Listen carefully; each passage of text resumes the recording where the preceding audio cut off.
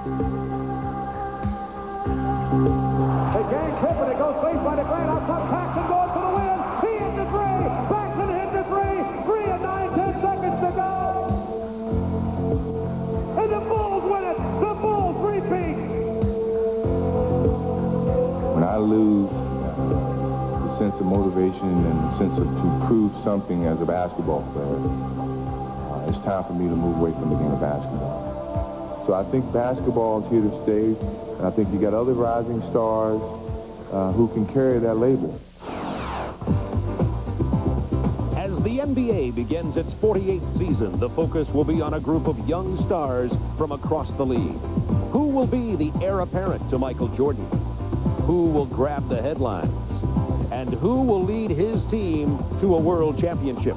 The answers to these questions start tonight on TNT.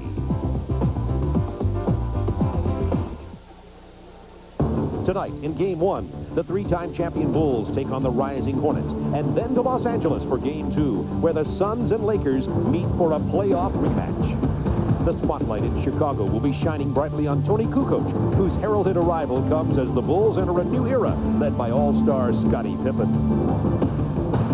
In Alonzo Mourning and Larry Johnson, Charlotte has laid the foundation for a great future and is set to become one of the NBA's elite teams.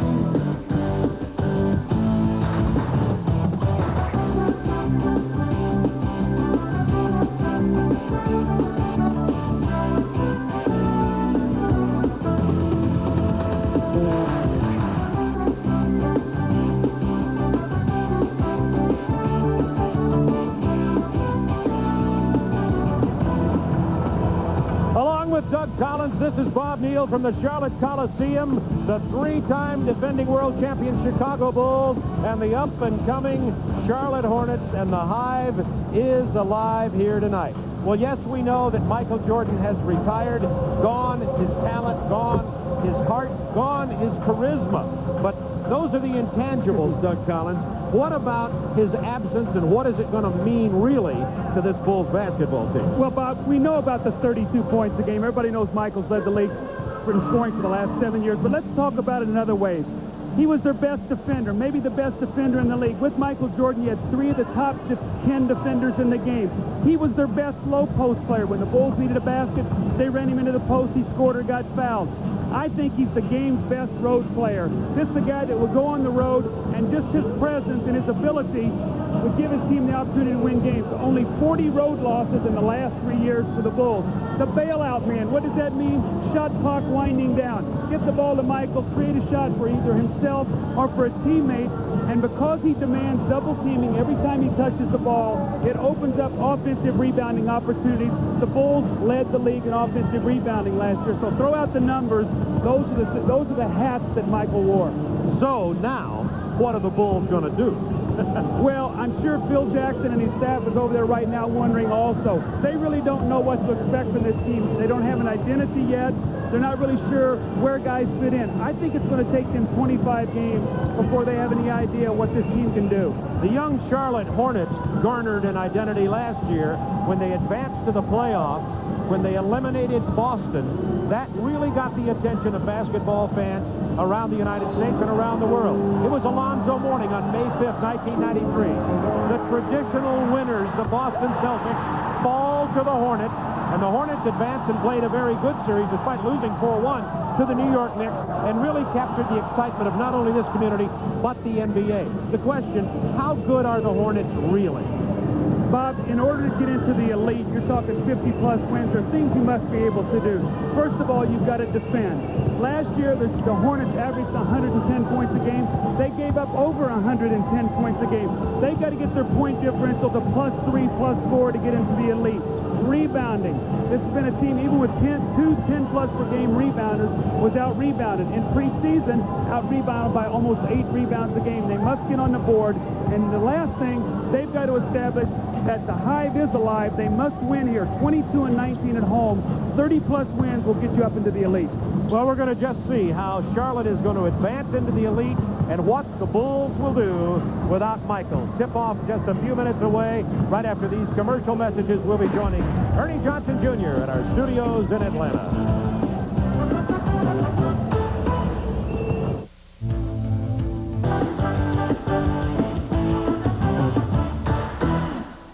All right, the Bulls and the Hornets, followed by the Suns and the Lakers. Our NBA doubleheader on opening night. Ernie Johnson in Atlanta, along with Dick Versace. The guys in Charlotte have talked about Michael Jordan's retirement, its effect on the Bulls. How does it affect the league, Dick? Well, right after he retired, there was a rumor that Pat Riley was seen at a liquor store ordering up a case of Cristal champagne. Not so fast, Pat. A lot of teams could win this thing. Seattle could win it out west.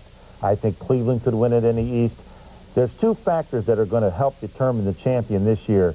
Not so much the individual player, but the collective team defense that's played, plus the coaching. And the Knicks have both of those items. MJ's retirement, just one of the stories in an offseason that was marked by tragedy. Drazen Petrovic killed in an auto accident. He'll be remembered in ceremonies at the Nets home opener Thursday. Tonight at Boston Garden, Reggie Lewis was remembered. A moment of silence from the Celtic faithful at the Garden. I would like you, the fans, to join the Celtics organization and also the players in dedicating this year to our late captain, Reggie Lewis. Thank you. Robert Parrish with the words in the pregame ceremony. His team has gone out and taken a 6-point lead over the Knicks in the first quarter. Opening night is also a time for debuts. Maybe not the biggest debut, but certainly the tallest, Dick, is Sean Bradley of Philadelphia at 7'6". This is a fascinating player. Philadelphia's made a huge commitment to him financially, and they are committed to going through him offensively.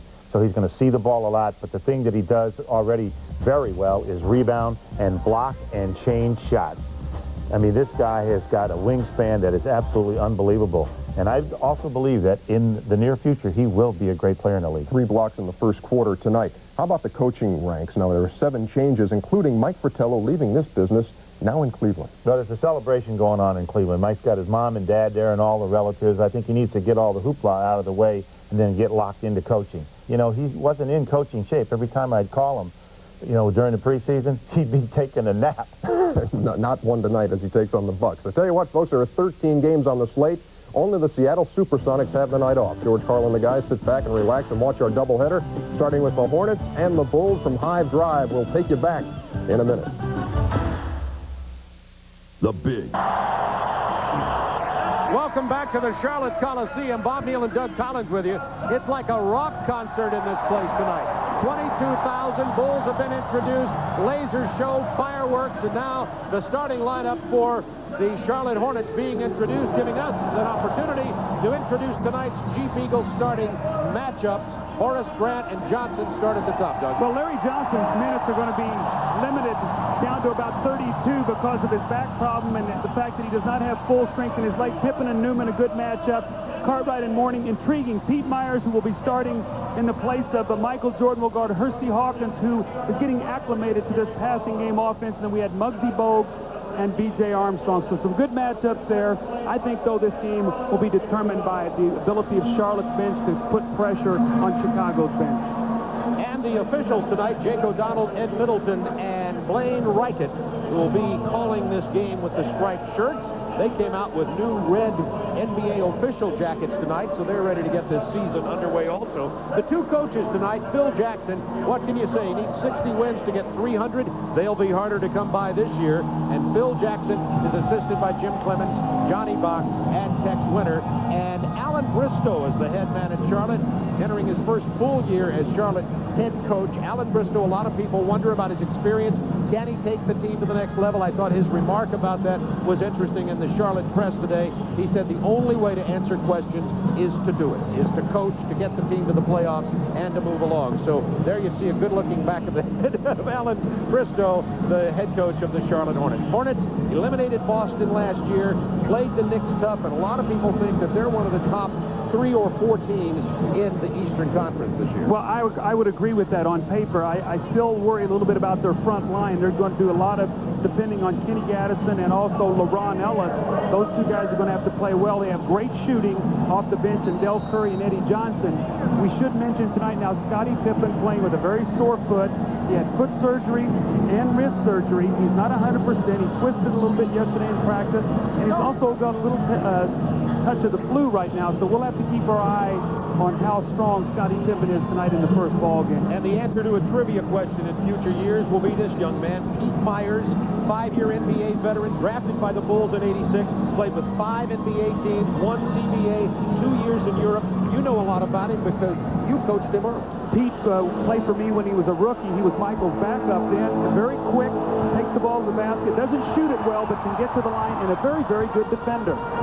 Muggsy Bogues, all 5 foot 3.5 inches of it, gives to Larry Johnson, grandmama of the $84 million contract. He opens scoring 2-0 Charlotte. Concerns for Larry Johnson is that he can forget about his injury and just play through it. Right now he's been thinking a little about his game rather than reacting. Looking to go to Horace Grant, who has the height advantage over power forward Larry Johnson. Grant pounding it into the paint. In and out of there. Rebound Johnny Newman. He's the quick forward, the slasher, the scorer. Ahead to Larry Johnson. The lay-in is for him.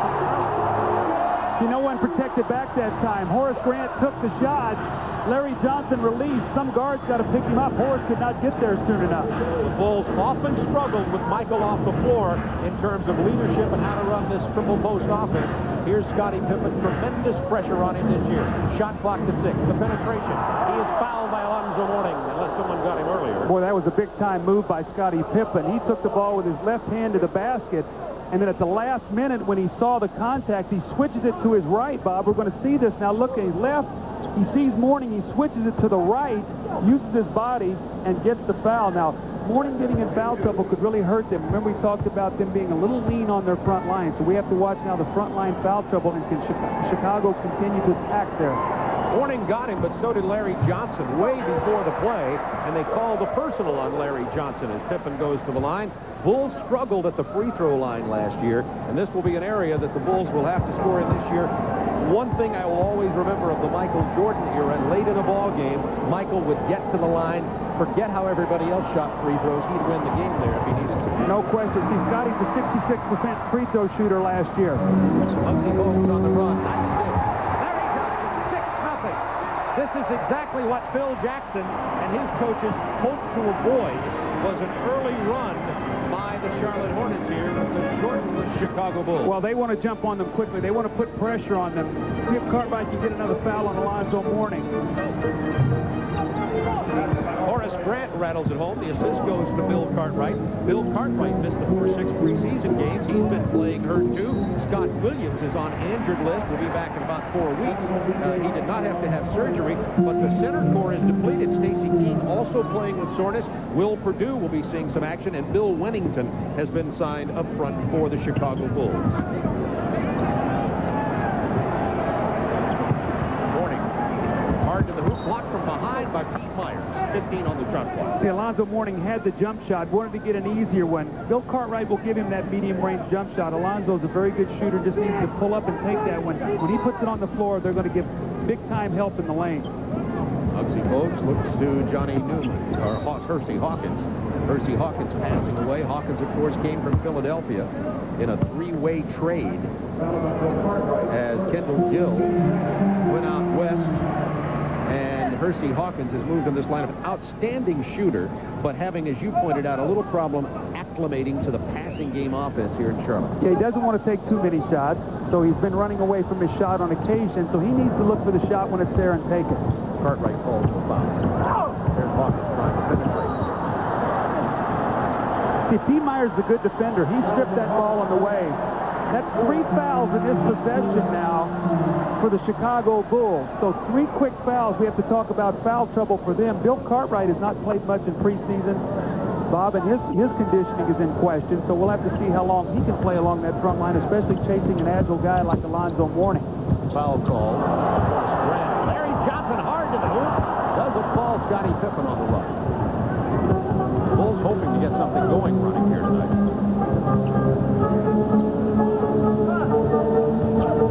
Going right to Horace Grant. He's had 2 shot attempts. E.J. Armstrong from Horace Grant.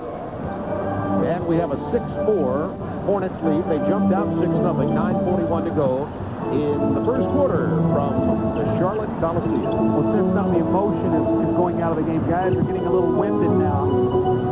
Hersey Hawkins had to double clutch on that, wanted the foul. Bulls with a chance to tie it. hoping to stop the bleeding. Pippen from 18. It doesn't go. Rebound, Johnny Newman. Newman got that quick flash to the hoop. He can penetrate and score. Bob, it'll be interesting to watch tonight. Scottie Pippen is going to be called upon to bring this ball up the floor a lot. He's not going to be able to get out and run lanes like he used to. They're double teaming, giving Pete Myers a shot. Let's see how many easy baskets or opportunities Scottie Pippen gets tonight. Look at Bogues blow by.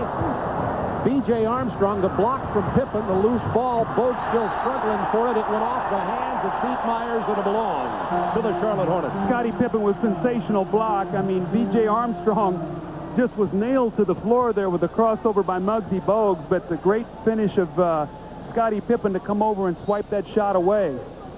8:50 to go first quarter, 8-4 Charlotte. Newman comes off the screen by Mourning. He misses everything. Air ball, Johnny Newman. Chicago Bulls without Michael Jordan. Michael Jordan at his home in Chicago tonight, watching this ball game. Oh, what must be going through the mind. And it seems so strange, Bob, not to see him out here right now. He's missed about 4 games last year and not many in his entire career. Foul on Johnny Newman. And you're just so used to seeing number 23 with his tongue hanging out and doing what it takes to get done. I asked Jerry Krause, I said, you know, Pete Myers is starting. Let's face it, of course, he's not Michael Jordan. What are you going to do? Trades in the work? He said, you know, we don't even know exactly what we've got here, as you were pointing out.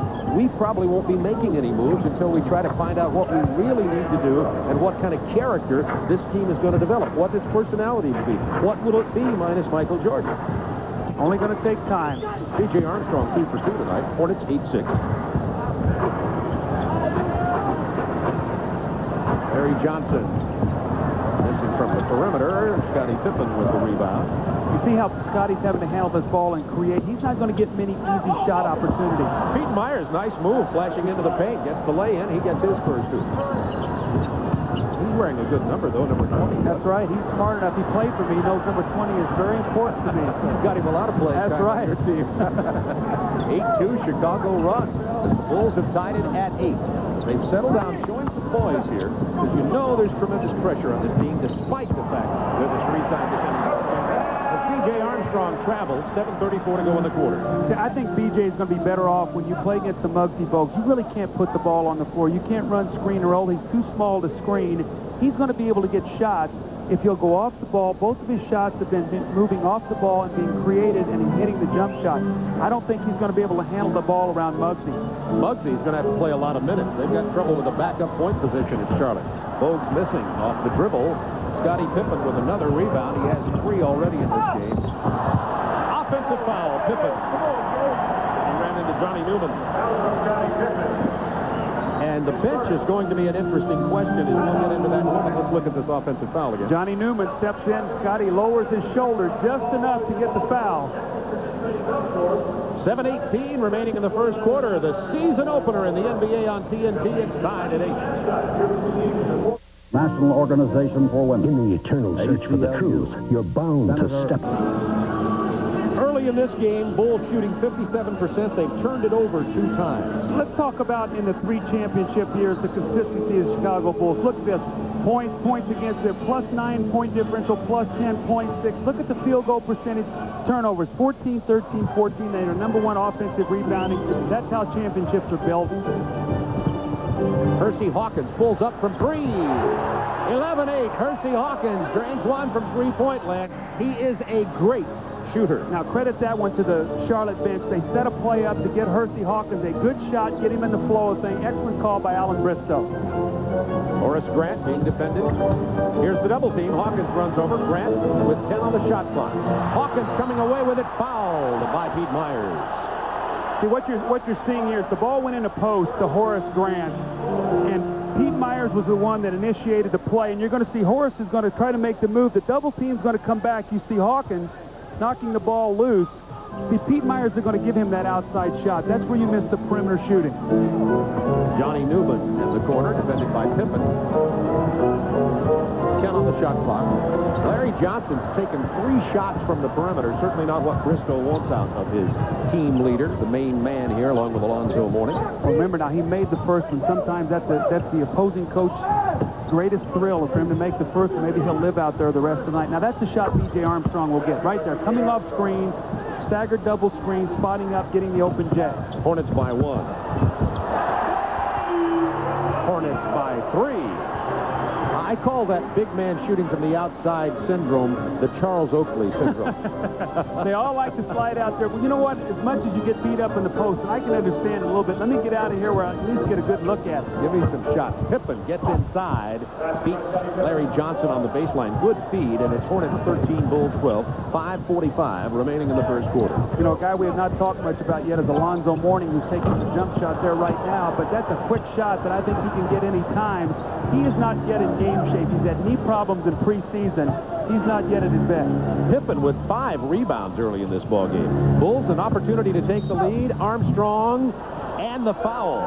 The Bulls grab the lead. They're going to call Muggsy Bogues for the personal. Gives us a moment to talk about Muggsy Bogues and the problem that Charlotte has at point guard. Tony Bennett's the backup. He's injured. They signed Steve Henson from Atlanta, but this is a team without really a tested backup point guard. Right, and when we talked to Alan Bristow today, he said, you know, that we might go without a point guard. I might put Hersey Hawkins, Del Curry, and Eddie Johnson, 3 shooters on the floor with Alonzo Mourning and Larry Johnson, and just say, look, we're going to try to push the pace. We're going to try to score against you and try to outscore you rather than stop you. So we'll have to wait and see if we see that tonight. And now the NBA debut of number 7, a man they hope will become as famous as the other famous number of 23 in Chicago. We're talking about Tony Kukoc, who comes in here as generally considered the best player in the world outside the NBA. But in the meantime, Charlotte gets the jam. It's tied at 15. Kukoc at 6'10". Number 7 with the ball. Doug, this guy has got a lot of talent. Excellent passer. Very good deep shooter right now. A step slow defensively, trying to catch the speed of the NBA game. Right now, defensively is where he struggles.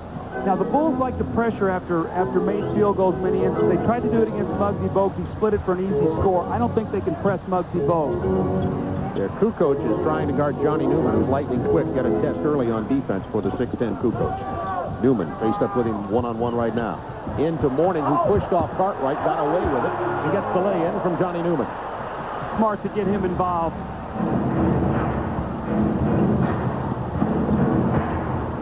Myers misses. Horace Grant doing what he does best, offensively rebounding. Look at him come right back at you, though. The Hornets are really looking to push after a make. They got a jump ball. Tony Kukoc, we saw him at the lineup, by the way, wearing number 7 out there, standing beside Stacey King, Bulls backup center, and who was taller? Yeah, Tony Kukoc is around 6'10", 6'11", and he's bulked up. He's thrown about 20 pounds. Now, part of that is the weightlifting program with Alvin Meal and the staff this summer. Also, he had his tonsils removed. He had had all kinds of tonsillitis and infection, and I think the combination of those have helped him put on 20 pounds of muscle. He's eating better now, and you're seeing the change in his body. He's adjusting now to some new muscles. And looking at the bench of the Bulls, here comes the rookie Corey Blunt into the ball game. Bulls number 1 draft choice out of Cincinnati. He's a big one, 6'10", 242. Steve Kerr also comes in, replacing B.J. Armstrong. So now we're going to get a look at the Bulls bench for 93. Let's take a look now. Scottie Pippen used to keep the second team afloat when Michael used to rest. Well, now Michael's resting. Who will keep this second team afloat? Really, you've got Billy Cartwright is the only starter on the floor right now. Excuse me, Pete Myers is out there also. So 2 starters left. Inside to Corey Blunt. Goaltending on Mourning. Count it. Corey Blunt talking again to Jerry Krause. He says he really likes the defensive potential of Corey Blunt. Says he's been impressed and surprised, even though he liked him in the draft, with the quickness of his feet. They like him rebounding defensively. Right now, offensive-wise, he's not where he likes to be, but they'd like for him to do the dirty work, a lot like Scott Williams. Beautiful pass inside. And that's where Tony Kukoc got lost. It's hard for him to play the speed of the cut that you have here in the NBA. Kenny Gaddison made that pass. He's off the bench. He's the 6'8", 255-pounder from Old Dominion in his 8th year. Pete Myers is blocked. Here is Tony Bennett playing on a sore left knee, backup point guard. This is what they got Hawkins for right there. He screens 2 threes already. He Okay, you got Hersey Hawkins, you have Del Curry, you have Eddie Johnson. 3 excellent three-point shooters to space the floor. This is a very potent and dangerous Charlotte team if they'll rebound. Attractive team, and the Hornets take the lead by 1. 3:29 to go, first quarter. This program is authorized. Hornets lead on the strength of a Hersey Hawkins three-point shot. Now let's walk you through. This is Pete Myers. He's going to be on the cut. He's going to get the shot. The shot goes up and it's blocked, and we'll stop it right there. Now here's Pete Myers right here. Here's Hersey Hawkins. He's going to run out on the break. Pete Myers is a little tired right now. He cannot get back defensively. The importance of spacing the floor. Now you see Pete Myers right here, and Hersey Hawkins is over here out of the picture. Tony Bennett finds him, and that's his second three-point shot here in this first period. And the Chicago Bulls have Stacey King on the floor for Bill Cartwright. So it's King, Blunt, Pippen, who's back out here with a very short wrist, Kukoc, and Steve Kerr for the Bulls. Kukoc from 17. This is his first NBA field goal attempt. See, this is the lineup now for Chicago. You've got Scottie Pippen as a big guard and Kukoc as a forward. Tony Bennett, good perimeter shooter. Doesn't have his legs yet, though, Bob. Only one practice in the last 2.5 weeks. Pippen is fouled in the open court by Tony Bennett. Tony Bennett just does not have his legs yet, and shooters, the first thing that go when you don't have your legs, all your shots are short. So Muggsy will probably be back here in a couple minutes. I'd like to buy some time here. Muggsy was a little winded. This is the first game of the year. A lot of excitement. The Hornets are hurting the Bulls with a fast break, which is something they wanted to get started early. Yes, they want to attack for 48 minutes. They think that they can wear them down. Steve Kerr, good perimeter shooter, drains it for Chicago. He has fit in very well in this offense. Steve Kerr, of course, out of Arizona. 6 here in the league. My, oh my.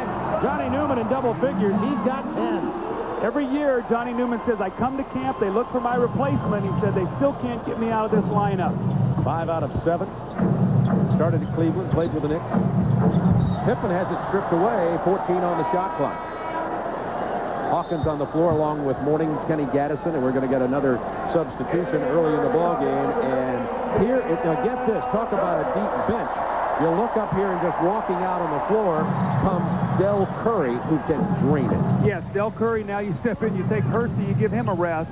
And you come right in. We see Tony Kukoc with a nice move in the lane, a little jump hook. Now, you remember he's left-handed, so that was his strong hand. And remember, that's his first NBA field goal. We're setting some historical precedent here tonight. See if they double-team Mourning, give Stacey King some help. They do. Kerr gets there late. Rebound Kukoc. Kukoc, excellent passer, pretty good defender, good rebounder. Got a lot of game to work with. Not tough inside, however, despite being 6'10". Corey Blunt, the rookie, loses it out of bounds. It is Bulls by 1. Minute 57 to go in the quarter. The 4th Chicago turnover. Here comes now Eddie Johnson, another shooter. Let's see who he's going to come in here for now. They only have one ball. This will be interesting. Well, he's going to take Alonzo Mourning out of the game. So now they have Kenny Gaddison really is their only big player. Newman, Curry, Eddie Johnson, and Tony Bennett. So this is the Golden State Warriors East right now. You got that right. Here's Gaddison. He's fouled, count the basket. It is a quick team. Tough to defend this team. Well, now what you say is, if you're Phil Jackson, you're saying, you're looking to your coaches, do I go small and match to them, or can we take advantage with our size? We'll have to wait and see now if they can post the Bulls up. Kukoc coming right back in. And he's going to get Stacey King. Phil Jackson realizing that just too much quickness on the floor right now. He'll have to wait for Stacey King to be matched up against either a Larry Johnson or an Alonzo Mourning. And a good point here early is that Scottie Pippen here in the first quarter now has 2 personal fouls. Gaddison with the free throw. Hornets regain the lead, 27-25. Minute 45 to go in the ball game. Next foul by the Hornets, by the way, will put the Bulls at the line. Hornets have 4. Bulls already in the penalty. DJ Armstrong. Pippen from long range. Minute and 30 seconds to go in the first period from Charlotte. Johnny Newman Del Curry, Eddie Johnson. Well, they can all burn you. We talk about floor spacing, Bob. Talk about floor spacing with this team. They should play 4 guys outside the three-point line, 1 in, and penetrate, kick, and look for shots. Boy, that works great with the passing game. Yes, it does. With as many shooters. Now, see the one thing, Scottie Pippen, every shot he's taken has been a perimeter jump shot other than the nice drive where he got fouled and he missed both free throws. He's not getting an easy basket. Kukoc going to the hoop, doesn't get it. Tony Bennett running with the Hornets. Keep around Eddie Johnson. Gaddison travels. Chicago ball. 47 seconds left in the quarter. Will Perdue will make his first entrance into the ball game. Larry Johnson coming back in for Charlotte. Corey Blunt will sit down, and Jeff Newman will get arrested. Newman had an excellent, Johnny Newman, an excellent first quarter with 10 points, 2 rebounds. See, I think B.J. Armstrong can work against Del Curry. Let's see if they try to free him up off a screen to get a shot. Pippen defended by Eddie Johnson. Short arms it. Perdue gets the rebound. Armstrong for 3. Big bucket from B.J. Armstrong. And Armstrong early in this ballgame in the first quarter has 10, 12 points. Hornets by 1. Looking for the last shot of the first period. Will Perdue comes out to double. Bennett in trouble. That keyed the turnover. Well, they're doing a good job keeping Scottie away from the basket. B.J. Armstrong, though, is having a great first quarter. Another turnover now. They're going to get another shot at it. Perdue kicks it to Pippen, who almost had the chance for the shot. Bulls come back strong here and take a 1-point lead to end the first period of the Michael Jordan-less era. Hornets had jumped out to a 6-0 lead, but B.J. Armstrong with 14 points leading the Bulls. 14 points for B.J. Armstrong. Bulls lead it by 1 at the end of the first period of play. Coming up next, a doubleheader to kick off the NBA season. Gary Bender and Hubie Brown are in the Forum in Los Angeles. The Phoenix Suns and Charles Barkley with the Los Angeles Lakers rebuilding with youth out there. And B.J. 6 out of 6 from the field. And speaking of point guards, Bogues is now back in. No turnovers when he was on the floor. In 4 minutes with him resting, 4 Charlotte turnovers. Now, when we talked about the point guard situation, Tony Bennett just not ready yet, so that's an area we're going to have to keep our eye on the rest of the ball game. What happens when Muggsy Bogues takes a rest? Kukoc. Let's see if B.J. can work himself off the screen and get open. Horace Grant, nice drive, misses the lay-in. Will Perdue with the rebound, and we're going to get a foul. See, this lineup that's on the floor right now for Charlotte cannot rebound. And the Bulls have Will Perdue, they have Horace Grant, and they have Kukoc. You have 6'10", 6'11", 7 feet. They must take advantage of this short lineup right now. They cannot allow Alan Bristow to rest Alonzo Mourning and keep this small lineup on the floor. Will Perdue struggling at the free throw line last year, only shot 60%, misses his first one here. Will Perdue in the preseason, however, has shot 73%, 17 of 22 from the floor. The Bulls are going to have to get production from Perdue with Scott Williams injured, with Cartwright aging, and Perdue with a new contract. He's going to have to get something done this year, his 6th in the NBA. Well, see, with Alonzo Mourning out and allow Phil Jackson to rest Bill Cartwright, he'd like to put him in to go against Mourning, so that's why you've got to be able to rush this lineup back on the floor, this big lineup. Perdue stepped out, and Gaddison slips in the opening for the jam. It's tied at 31. Opening moment, second quarter. Steve Kerr, defended by Del Curry. Almost stolen by Gaddison. Perdue loses the handle. Larry Johnson. Muggsy Bogues. Hook pass is going to go out of bounds. Chicago ball. Muggsy Bogues shot 29% in the preseason. You can see right now he's just not comfortable taking the outside shot. He had it, tried to make a play that was not there.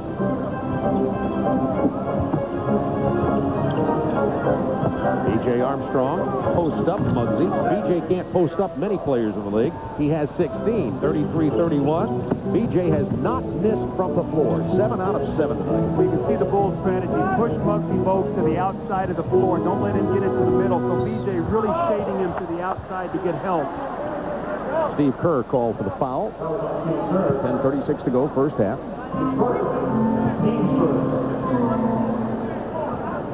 That's the team's first in this period, and Steve Kerr's first. See if they get Del Curry involved here against Steve Kerr. He's really only had one shot while he's on the floor. 15 on the shot clock. Now 10. Into Larry Johnson. Eddie Johnson. In the paint. There's those shooters. You double team down. You got Curry and Eddie Johnson on the floor right now. If you're going to double, it's got to be with Muggsy Bogues' man. Grant hook pass to Kerr. Nice play by both. Steve Kerr's nosebleed. They're going to have to stop the game and get him out of there. I don't know if the referees see it yet, but he must have got popped in the nose. He's got blood coming out of his right nostril. Larry Johnson in the corner, defended by Grant. Pull-up jumper. Purdue with the rebound. Out to Kukoc. Open floor. Lost the handle. Now, they're upset here, but you heard Eddie Middleton say, I called it because he lost it, meaning I was going to let the play go. Once there was a turnover, that meant it was a foul committed when he got hit on the arm, so that's why the late whistle was on Del Curry. All right, watch Del Curry here reach in right there, right across the wrist. The ball runs loose, and once Muggsy Bogues picks it up, then the whistle goes. Steve Kerr wipes away the bloody nose. Must be okay. Probably just a scratch as opposed to a nosebleed, and stays in the ball game. Bulls lead it by 2, 9:43 to go in the first half. Tony Kukoc. They call one of his many nicknames is the Spider of Split. He was born in Split, at the time Yugoslavia, Split, Croatia now. So the Spider of Split is on the floor. That's even tough to say. I better be careful. You're on your own there, Bob. Purdue missing on the baseline. Here's Bogues running. Incredible quickness. I tell you, that's a nightmare. You're B.J. Armstrong. You got this guy coming at you, and you know you can't stop him. You don't have that kind of quickness. There's no one in the league that's going to stop him in the open floor. If you're B.J., what you have to do is continue to try to punish him on the one end where he's got 16. Look at this crossover. This is Tim Hardaway kind of crossover dribble, something we'll also be missing this year on TNT. Out for the year is Tim Hardaway. And Bugsy strips BJ and draws the foul. Bogues has made an impact since he came off the bench. No turnovers while he was on the floor. 4 and 4 minutes while he rested. He's going to have to play a lot of minutes. Strips him down low very nicely. Now BJ doing a good job hustling back. Here comes Steve Kerr to give help, and BJ waited too long to reach in, ruling it was a 2-shot foul. So BJ, you know, in retrospect, probably should have grabbed him at the half-court line. It would have been sideline out of bounds. That's 2 on B.J. Armstrong. Pippen also with 2. New video out, by the way, of Muggsy Bogues called Don't Tell Me No. Imagine that, 5'3" in the NBA. You know, how many times has he been rejected? At the conclusion of tonight's game, Doug Collins and I will be selecting the Budweiser player of the game. Muggsy Bogues out of that Washington-Baltimore high school system where so many great players have come from. Was a friend of Reggie Lewis in high school, as a matter of fact. Well, I think he played with Reggie Lewis, Reggie Williams, David Wingate. I think they all went to that same high school, yes. Then Wake Forest, stayed in North Carolina, and he's a big hero here in Charlotte. Grant from the perimeter. Rebound Del Curry. Hornets by 1.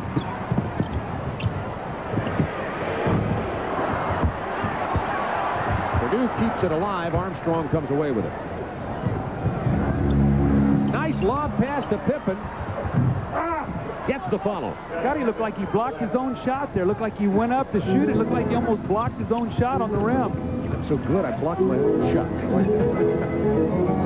Alonzo Mourning's just not right yet, Bob. I can see, you know, I remember watching him in the playoffs last year. He just does not have that bounce in his step right now. So that knee must be a little bit sore than what he wants to let on. Yeah, you can tell when he runs that he's light on the right leg.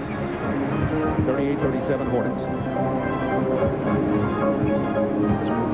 Pippen playing on a sore ankle. Yeah, Scottie's got a sore ankle, a little bit of touch of the flu.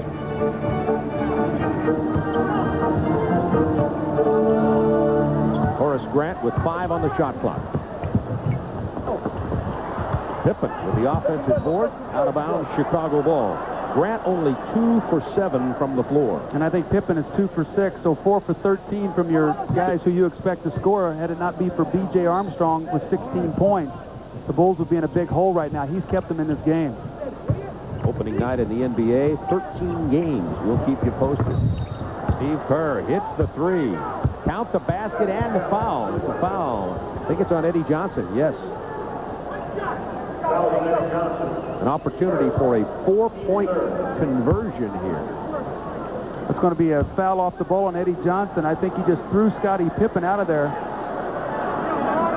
See, we get a look at it. Now we see Scottie posting up underneath, and right there is the push after the shot. Steve Kerr has come in and played very well. What's that, 7 points off the bench for Steve Kerr? Yeah, excellent outside shooter, and that's a shooting foul, so it is a 4-point opportunity. Kerr hits the 3, and Scottie Pippen goes up to the line. An unusual way to convert 4. You look now, the Chicago's got a pretty potent team on the floor. Pippen and Grant and Steve Kerr and B.J. Armstrong. B.J. 16 and Steve Kerr 6. They have 23 points out of the 40 in their backcourt right now. Pippen 0 for 3 from the line.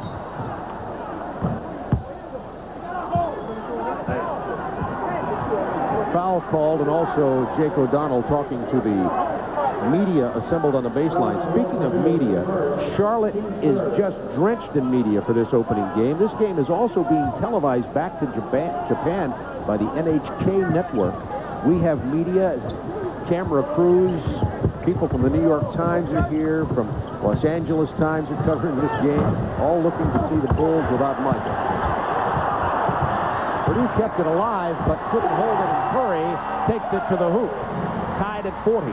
Larry Johnson had a wide-open layup and took it to the other side of the basket. Really made it a more difficult shot. Nice hustle play by Del Curry. Horace Grant under pressure. Tough shot. See, no rebounding, though, Bob. It was blocked, no foul. Grant's glasses knocked off. Del Curry missing. Rebound Pippen. Curry never got the handle on that. B.J. Armstrong open for 3. Pippen, good inside position. Count the basket. 3-point opportunity for Scottie. See, they're the rebounding right now. Chicago getting on the offensive boards, which is one of their strengths last year, #1 in the NBA. And they're getting second and third opportunities. Now, Scottie Pippen, 11 rebounds, still 6:46 remaining here in the second quarter. The Bulls up by 2. Only 2 points and 1 rebound early in this ballgame. He does make a nice block here on Horace Grant, denies him the dunk. Horace now 2 for 9 from the floor, which now leads to a fast break opportunity for Charlotte. We see B.J. with a spot-up 3-pointer that he misses, and Scottie Pippen with a strong rebound, his 11th rebound of the game. The nice kiss off the glass, 3-point play opportunity. And if I said to you, Bob Neal, Scottie Pippen and Horace Grant were combined 5 for 16, we got 6:46 remaining here. Would you think the Bulls would be up 2 shooting a free throw to go up 3? I'd say sure, because Michael's got 12 points already. That's right, yeah. But the man has been B.J. Armstrong with 16, and of course the offensive boards and defensive boards. The Bulls beating Charlotte in their weakest area, rebounding. Well, remember we talked about their defense too. In the preseason, the Bulls averaged 100 points a game. Okay, Scottie misses. He's now 0 for 3 from the line. They now have 42 points. They're looking at a 55-point half. That's too many points. Percy Hawkins still struggling, but he is going to bring some offense to this team despite his struggle early. Pippen's pull-up jumper goes down. Scottie's starting to warm it up a little bit. He has 11 rebounds, 8 points for Scottie Pippen. Defending Del Curry. He launched that from 3-point land. Pippen out on the break from Armstrong. Big jam. Almost missed it because Muggsy Bogues came there to bother him. 9-0 Chicago run. Bulls by 6. How did it start? Quick outside jump shots, no rebounding. Bulls running out early offense. See, another jump shot here. Now they're living on the perimeter. I think you've got to attack the Bulls front line inside. You've got to get the ball to Mourning. You've got to let him go against Cartwright, Larry Johnson inside. All of Larry Johnson's damage has been on the perimeter shooting jump shots. He has 8 points. Horace Grant from 8. Bulls starting to attack the hoop from within 8-10 feet. 6-point lead for Chicago. Another time defending world champions. That's an offensive foul. Wave it away. See, they're going through Del Curry right now to get him a lot of shots. and his quick release jumper is just not there on the evening. You got Larry Johnson and Pippen now going at each other. A little feistiness here in the first night of the season. That foul was called on Larry Johnson. Larry Johnson in a bad mood. He's got a sore back from a herniated disc.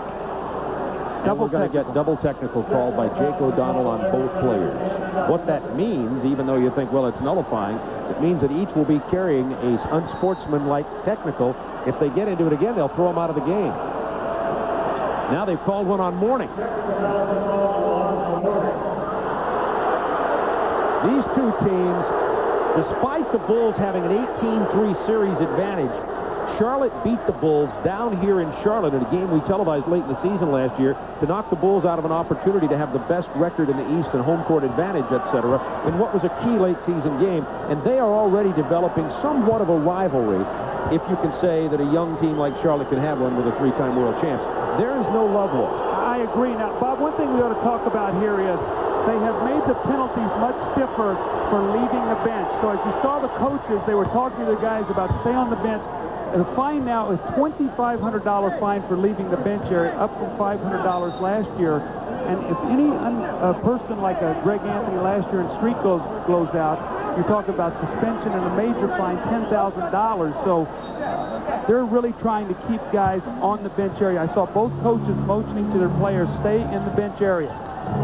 Bulls with their biggest lead of the game, 49-42, but the turnover gives the ball back to the Charlotte Hornets. See if Alonzo Mourning can get a touch this time down the floor, Bob. They really have not gotten him involved. Larry Johnson backing in against Grant. Muggsy Bogues running things. Go back to Johnson again.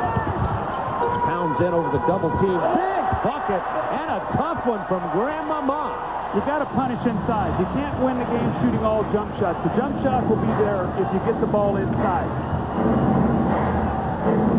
Pete Myers back in for Chicago. Lobs to B.J. Armstrong. Posting Muggs. Muggsy Bogues. Boy, he's killing him. What is it, 20 points or 19 points for 19. B.J.? Wow. They're going back to Johnson. He's fouled on the drive. Let's see if they decide to give him the basket. Jake O'Donnell hasn't decided yet. I would say no, but let's see. I think they've wiped it off. They're going to play it on the side. Yes, the basket wiped away. Rule is, do you take a dribble after the foul? I think they ruled that there was the bump, and then Larry Johnson put it on the floor one time. That takes away the discontinue. Both teams will go into the penalty on the next foul call with 4:44 to go in the second quarter. Big pick set by Mourning. Back to him on the give and go. You got to get the big man involved. I watched too many of their games last year in the playoffs. Armstrong gets ahead of both. Tough off the screen because Mourning was windmilling at him, and B.J. Armstrong has a Jordan-like 21 points. He's only missed about 2 shots that I can count him. I know the 1-3. I don't know if he's missed another one other than the free throw. MJ, B.J., I don't know. Foul on Pete Myers. B.J. Armstrong, you know, among other reasons, B.J. Armstrong will have to penetrate more, but B.J. Armstrong will have a chance to show some of the creativity in his game because he won't be the waiter for Michael Jordan, so to speak. Well, so much of his game was spotting up, coming off screens for the penetration of Pippen and Jordan. Without those guys, he's going to be looked upon to create more shot opportunities. And from the looks of this, B.J.'s off to a big year. He's worked hard in the offseason. He's about 15 pounds stronger in his upper body. And I think he's going to need this as the season goes on because they're going to expect big minutes and points from him this year. He looks like he's a full 17, 18 years old now that he's muscled up some. One of the youngest appearing players in the league. Kukoc gets into the ball game for Pete Myers. Tony Kukoc. He has been a project for Jerry Krause. Bulls drafted him back in '90. Played on world championship teams. Most people thought the best player in the world outside of the NBA. See, that'll drive you crazy. You got an 80% free throw shooter, 88% free throw shooter at the line. You get a lane violation, and you take away a point. That just... Spoken like the coach does. No, there's certain things that you just go crazy about. Horace Grant with 10 on the shot clock. Pippen gets a big pick from Cartwright, and then the pass to Horace Grant. Nice look on the offense that Chicago looks very crisp right now. Their bench came in, did a good job, and they're playing very well right now. They've quietly moved it up to an 8-point game. Charlotte looks a little out of sync, and they've taken the crowd completely out of the ball game. 22,000 people. Raucous building. Wild. Kenny Gaddison walked out of there. Grant and two coach. 3 on the shot clock. Hawkins nails it. It's a 2. He stepped on the line. See, Scotty's in a quick post-up. If they'll get it to him, he can go right at Hersey Hawkins. They do. He does. And is fouled by Hersey. See, Hawkins can't play him. Scotty's at 6'7" with the long arms. And the important thing now is, though, Scotty's got to convert his free throws. He's 0 for 3. And if you're going to get to the line 10, 11 times a ball game, you've got to shoot up there to the 75%. Otherwise, it's almost like a turnover. Bob Neal, Doug Collins coming to you from One Hive Drive in Charlotte, North Carolina. The Hornets and the Bulls in the TNT season opener. Bulls 56-49, 3:13 remaining in the game. Pippen now with 11 points and 12 rebounds. B.J. Armstrong has been lighting it up for Chicago. He has 21 points. Alonzo Mourning offensively has been held in check tonight. Has a sore right knee. You can see that he has trouble moving. Oh, great pass. Muggsy Bogues to Gaddison. Kenny Gaddison cut right behind the defense. Lob pass. Pippen with the jam from B.J. Armstrong. Track meet now.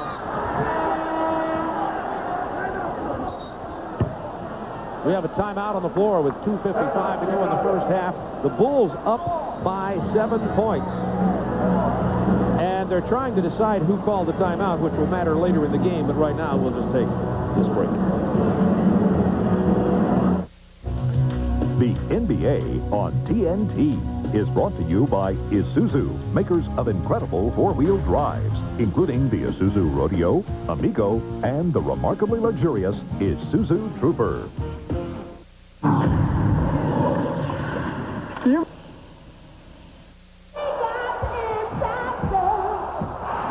Look out below as Shaq attacks the world of fashion and takes the wrap off his new act.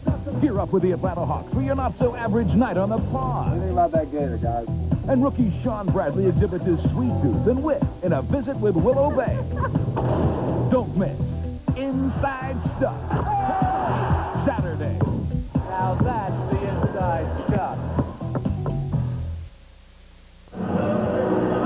Doug, I want to see you explain how this play happened. Well, this is Muggsy Bogues with the ball, and you can see they're trying to push him to the outside of the floor. He's looking. They're all got their eyes on Muggsy Bogues, and they're forgetting about this man heading right to the basket. They should never have let this happen. Actually, 4 defenders back right now, and Kenny Gaddison gets the layup. Looks like a Joe Montana pass, splitting the scene. 58-51 Bulls, 2:49 to go first half of play.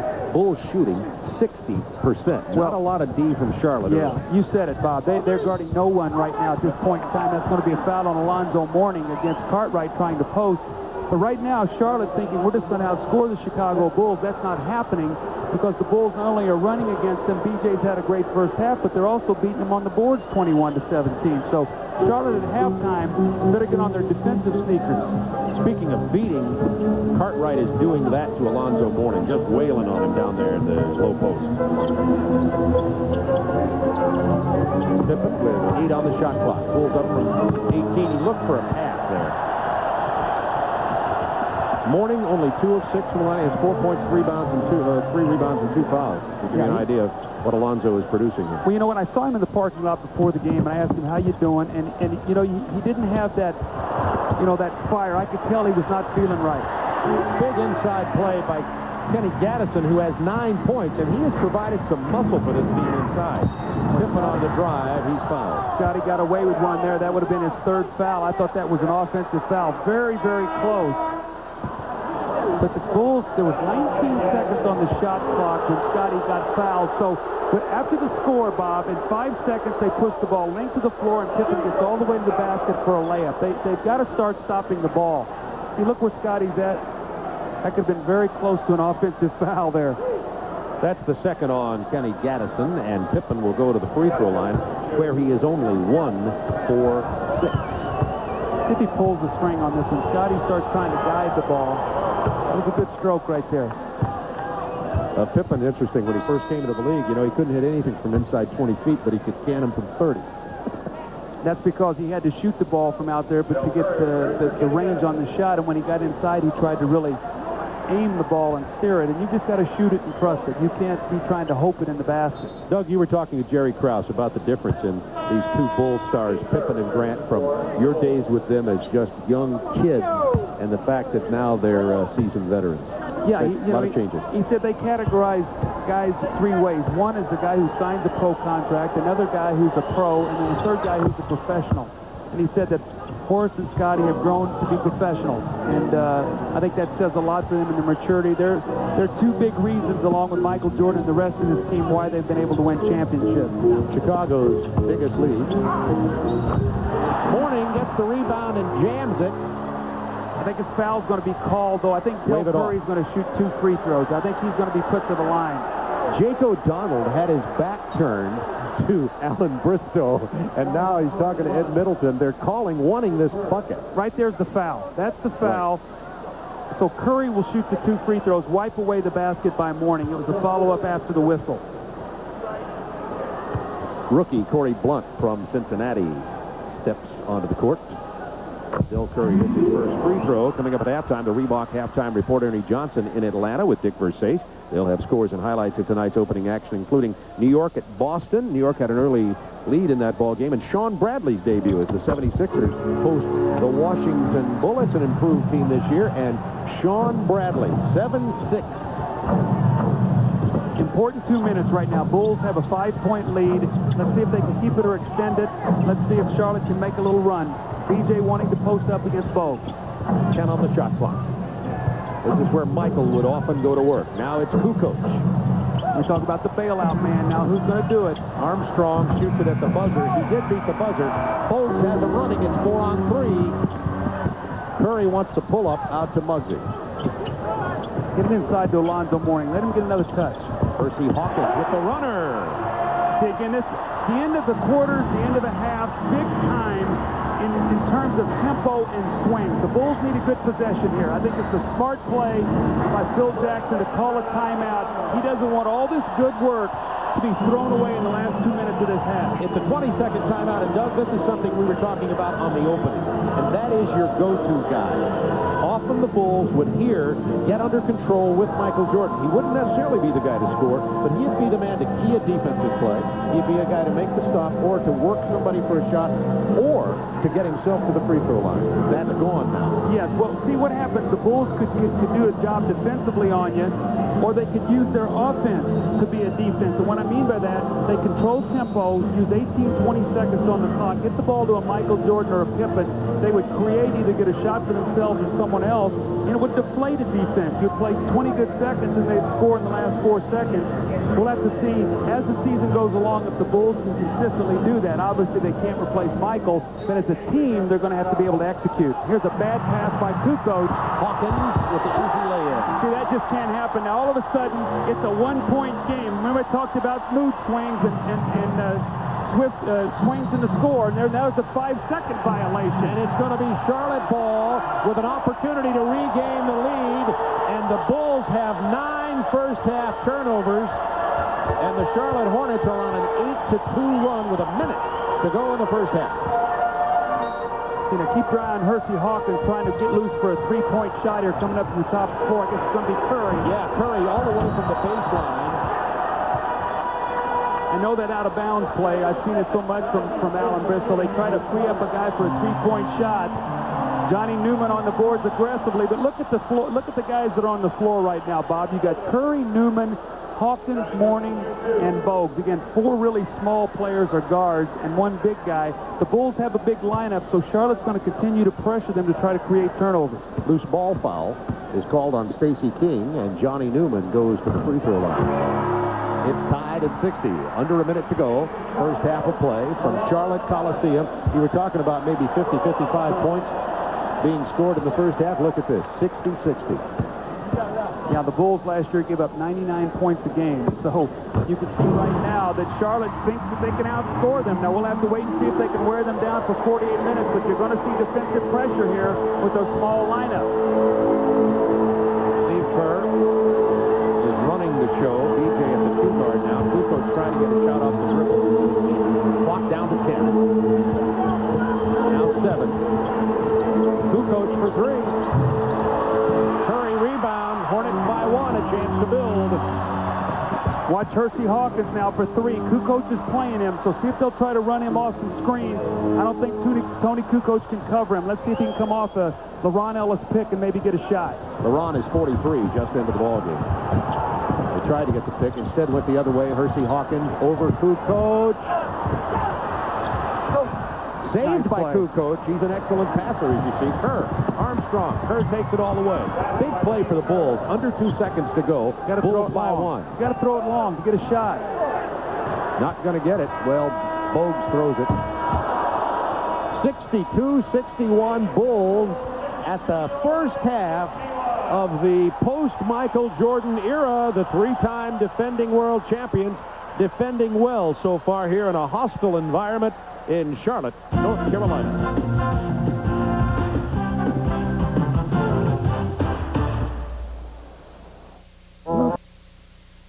Remology by Shaquille O'Neal. The engineers worked the numbers. They figured and refigured. They said it was indestructible. They said it was Shaq-proof.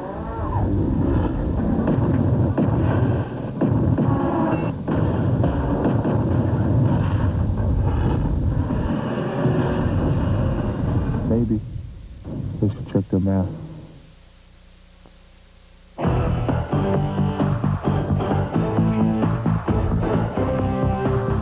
The Reebok Halftime Report is brought to you by Reebok, to remind you that on Planet Reebok, there are no rules. The Chicago Bulls have a 1-point lead over the Charlotte Hornets as they play at Hive Drive. This is the Reebok Halftime Report. Ernie Johnson in Atlanta, along with Dick Versace. No Michael Jordan. Your take on the Bulls? Well, my take on the Bulls is that this is a team that has a lot of pride, Ernie. This is a team that still plays great defense, and they have a lot of synergy, the ability to play together. And if Charlotte doesn't play better defense, they're going to get beat. Of course, on the way to the championship last year, the road for Chicago ran through New York. A lot of folks think that this could be the Knicks' year to win the Eastern Conference. They open up the 82-game grind at Boston Garden, and there is the Chief at age 40, still doing it. He's a marvel, Ernie. He's 40 years old. He can still score. Look, he's got the little sweet jump hook. How many times have you seen that? He's got that crier, the nice bounce, fell right in. Now watch this. Comes right back and says, I can block the shot against the best in the league.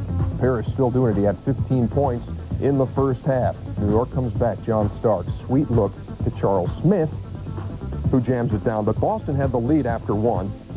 X-Man to the Rook. A.C. Earl up with the jam. And Anthony Mason with this bit of magic. The spin on the Chief, that looks like a horse shot. Not too many guys would make it either. It went. New York has taken the lead in the third period, 65-56 at Boston Garden. Washington and Philly at the Spectrum, the Bradley bunch. My goodness, how about Sean Bradley in the early going? Well, he does what he's supposed to do. He changes shots, blocks shots. This time he gets it back, which is just excellent. Anytime you get the shot blocked and the blocker gets it back, that's a special play. You know, we've talked about Sean Bradley. How about Moses Malone still in the mix? And Sean Green is going to feed him. Big Mo. Well, I think he's rejuvenated being back in Philly, you know, the old fo, and he's got good memories from Philadelphia. Kevin Duckworth saying, what's going on here? Look at Bradley. Take it to the hoop. See, Ernie, he shows he can play the game of basketball. That was a very intelligent move. At 7'6", he makes a show and go. 4 points, 4 rebounds, 7 blocks through 3 quarters for Sean Bradley of Philadelphia. Orlando and Miami, that is in the second period. And Orlando with Shaq, 34-31 over the Miami Heat. Let's talk about the Milwaukee Bucks and the Cleveland Cavaliers, and your buddy Mike Fratello back in the coaching ranks, and you said everybody's there to see him. Is he the spark they need to put him over the top? Yeah, but I'll tell you what he's talking about at halftime. He's talking about the hustle points, because right now Milwaukee is in the game. They're shooting 43%.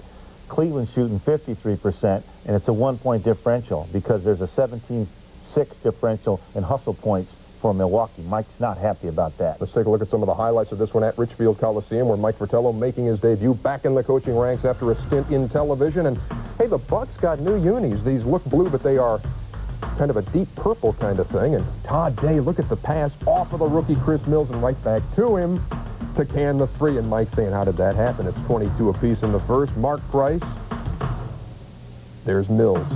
Pretty impressive rookie right there, a 5-point Cleveland lead. And then late in the half, maybe this is Danny Ferry's year. Is he coming around? Well, the Cavs got their own little play here. That's a very nice play. Yeah, Mike has a lot of confidence in Ferry. I think he is going to play better. 62-61. A good one going on at Richfield Coliseum as the Bucks have a lead on the road over the Cavs. The Indiana Pacers and the Atlanta Hawks. Lenny Wilkins, late of Cleveland, now in Atlanta. Larry Brown, he's been everywhere, and now he's in Indiana. First period, some defense.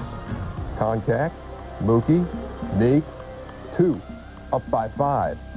And it's Mookie Blaylock to Kevin Willis. They need big things out of this guy, and he jams it down, and they've got a good one going on. 66-62, the Hawks with the lead over the Pacers. They're playing a couple miles away from us, downtown Atlanta at the Omni. Minnesota and Detroit. Ted Nugent. I can name that tune in 3 notes. That's the national anthem by Ted. And Christian Laettner scores the first 6 points for Minnesota. How you like the headband look? Well, Jack McCluskey told me that he's had a great preseason. They're expecting big things out of him. And how about this guy, Big Isaiah things, Ryder? Big things out of Isaiah J.R. Ryder from UNLV. The big dunk, and look at this, 46 at the Palace of Auburn Hills, folks. 46-21, the Timberwolves with the lead over the Pistons. New Jersey is playing at Houston. Golden State at San Antonio, just underway. We'll be back with more on the Reebok Halftime Report right after this.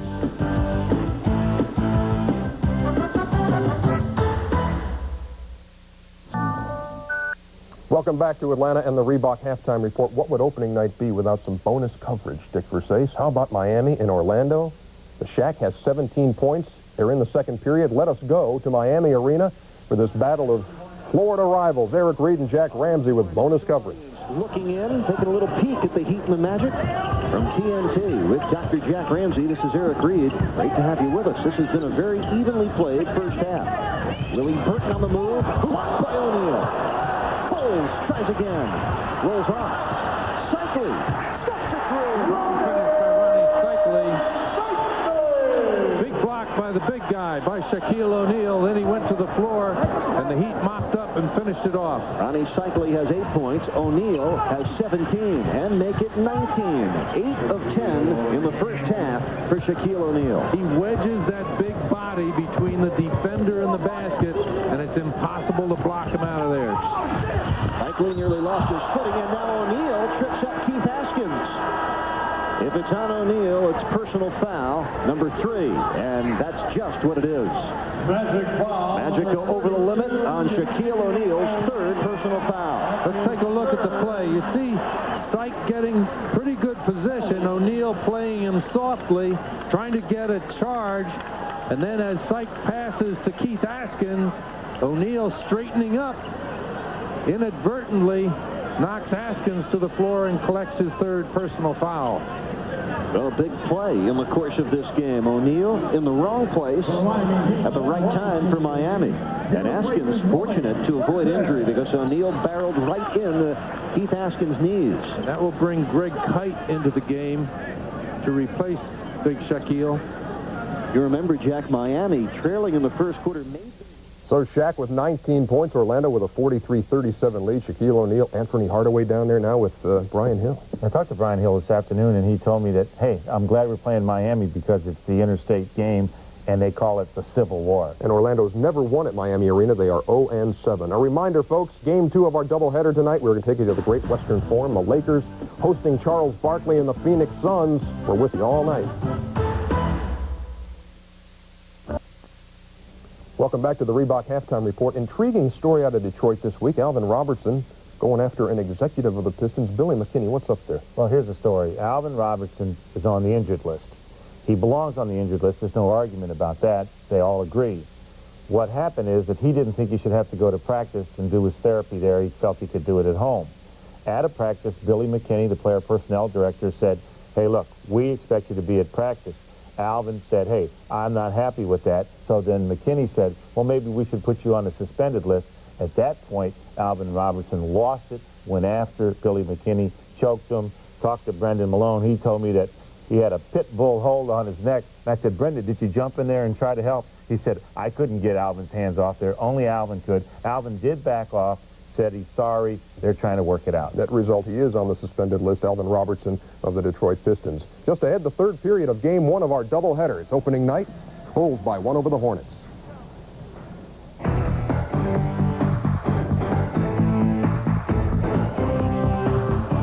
The Reebok Halftime Report has been brought to you by Reebok, who remind you that on Planet Reebok, there are no limits.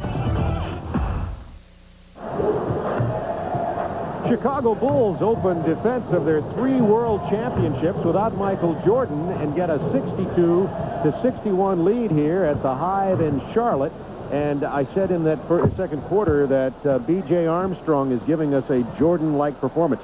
21 points out of B.J. Armstrong. 9 for 11 shooting, did a nice job. The only thing, he had 3 turnovers, but he really kept them in the ball game till Scottie Pippen got his offensive game going. So B.J. did a good job of posting, not trying to take him off the dribble, get him to where he wants to go, just go up over him. Muggsy cannot block his shot, kissed it off the glass. So again, 9 for 11, 21 points. Big first half for B.J. Armstrong. And in Charlotte, we're going to see what worked for them was the running game. When they were able to push the ball out, and the guy that we saw on the tail end of a lot of those was Johnny Newman, who had a big first half. He shot 5 for 10, had 10 points, or excuse me, had 12 points on 5 for 8 shooting, 10 of those in the first quarter. And as you see by the field goal percentages right here, 57 and 52, not a whole lot of defense being played. And Bob, I really believe that as this game goes on, rebounding and all, you can look at all those stats, but there's going to be a 5 to 7 minute period during this game where somebody's got to play defense. It's going to decide who's going to win or lose this ball game. Turnovers the first half, 9-7, and you see, as Doug said, the fast break points go to Charlotte, and Alonzo Mourning didn't even warm up when he came back out, Doug. He's got that wrapped right knee, and we noted that Alonzo was struggling in the first half with his mobility. 4 points, 3 rebounds. Mourning did have 1 block shot. Well, they're going to need him, and they're going to need to go and tack inside. He only got 6 shots at the basket in the first half. He's need to work against Bill Cartwright. I think he can get his shot in there. Scottie Pippen kicks it to Cartwright with the unorthodox jumper just out of his range. Hersey Hawkins off to Bogues. Bulls by 1 point.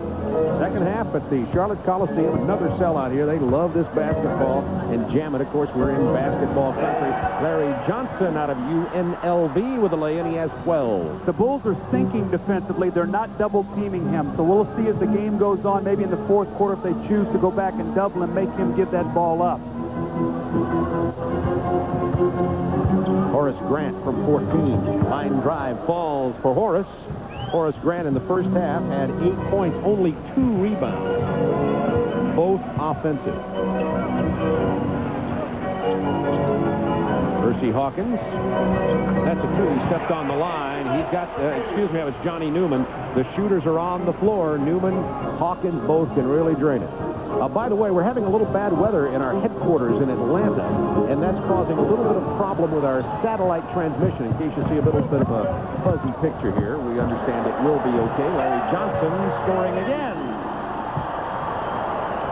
Phil Jackson's going to take a quick timeout, sensing Charlotte looking to blow this open in the third quarter. They have a 3-point lead, and what you must do as a coach is you control tempo of the game with substitutions and with timeouts. Phil taking one here. 10:35 to go, third quarter. Hornets have built a 3-point lead. Big run-out basket for Charlotte here, Coach Collins. Well, here's what happens. Scottie Pippen's right here. He's going to take the shot. He's going to chase it down, and his man's going to leak out on the fast break. And when he does, Charlotte is able to take advantage. Here comes Scottie. Doesn't get it. Now his man is open ahead. He takes the ball to the basket. Dishes to Larry Johnson, who takes it to the other side for the easy score. Hornets by 3. Only 7 on the shot clock for the Bulls. Myers trying to penetrate. Pull-up jumper. Rebound Hawkins. The Bulls has Newman on the wing. The Bulls have to be careful right here. Charlotte's trying to make a move. Oh, Johnny Newman. This is where the defense comes in right now. Bulls need a good possession here. It's now a 5-point game. Charlotte begins this quarter hitting their first 4 field goals, and they have the 69-64 lead. The whistle from Ed Middleton. John Alonzo Mourning his 3rd personal foul. See if the Bulls go right back at him one more time. Maybe Cartwright can pick up the 4th one. Force Alan Bristow now to come in with his bench, although Kenny Gaddison did have a nice first half. He had 9 points, but it's not the defensive presence or rebounder that is Alonzo Mourning. 69-64 Hornets. 9:54 to go, third quarter. This is the first of our doubleheader. Coming up later tonight, Gary Bender, Hubie Collins. Hubie Collins. I like that. I like that. Hubie Brown. I've always wanted to be a Hubie. Doug will have the Lakers and the Phoenix Suns. Muggsy on the run. Hubie Brown, Hersey Hawkins for 3. Spotting up. Bulls only 1 out of 5 to start this third quarter. Stolen by Pippen. See, Mourning is not even getting back on defense. You can really see this is... He's really hurting. Foul on Charlotte. And Bristow's going to have to get Alonzo Mourning out of the game. You'd think. He's struggling. He's a warrior, Alonzo Mourning. He, by the way, worked out and beefed up some in the off-season, as cut as he is already, but that doesn't help that sore knee. Great article in Sports Illustrated about the Georgetown Center. I thought that was a very enlightening article about how they're all different personalities, but how they all band together. B.J. Armstrong, this is the short jumper. LJ out to Bogues. Oh, good pass to Mourning. That was a charge right there, Larry Johnson. Now, see, that's Pete Myers. That's a journeyman player, so that's going to be a get up and play on. Horace Grant, jump hook in the lane. Bulls answer very quickly. 71-66 Charlotte. You think if that was 23 and LJ ran into him, there might have been a whistle? Let's wipe that one away. From 18, Mourning hits it from there. That's 2 in a row now for Alonzo Mourning. 7-point lead for Charlotte. Bulls right now in danger of going down double digits. Got to be very careful at this point. Cartwright working against Mourning, who's carrying 3 fouls. Good pass into Pippen, went to his left hand, missed it. Offensive rebound lost by the Bulls. Charlotte ball. See, Larry Johnson's going out of the game right now. You say why? They're on a 7-point. They have a 7-point lead. They're on a little bit of an 8-point run here because they have to monitor his minutes. And Alan Bristow needs him for the last 8-10 minutes of the ball game. So now he's going to buy some minutes with him.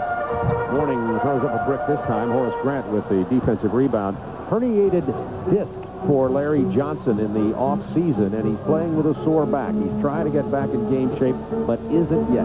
What's happened, Bob, is he's lost strength in his right leg. And as a result, he's about 80% strength, and so he's playing really off one leg. You have to be very careful then you don't get a compensating kind of injury.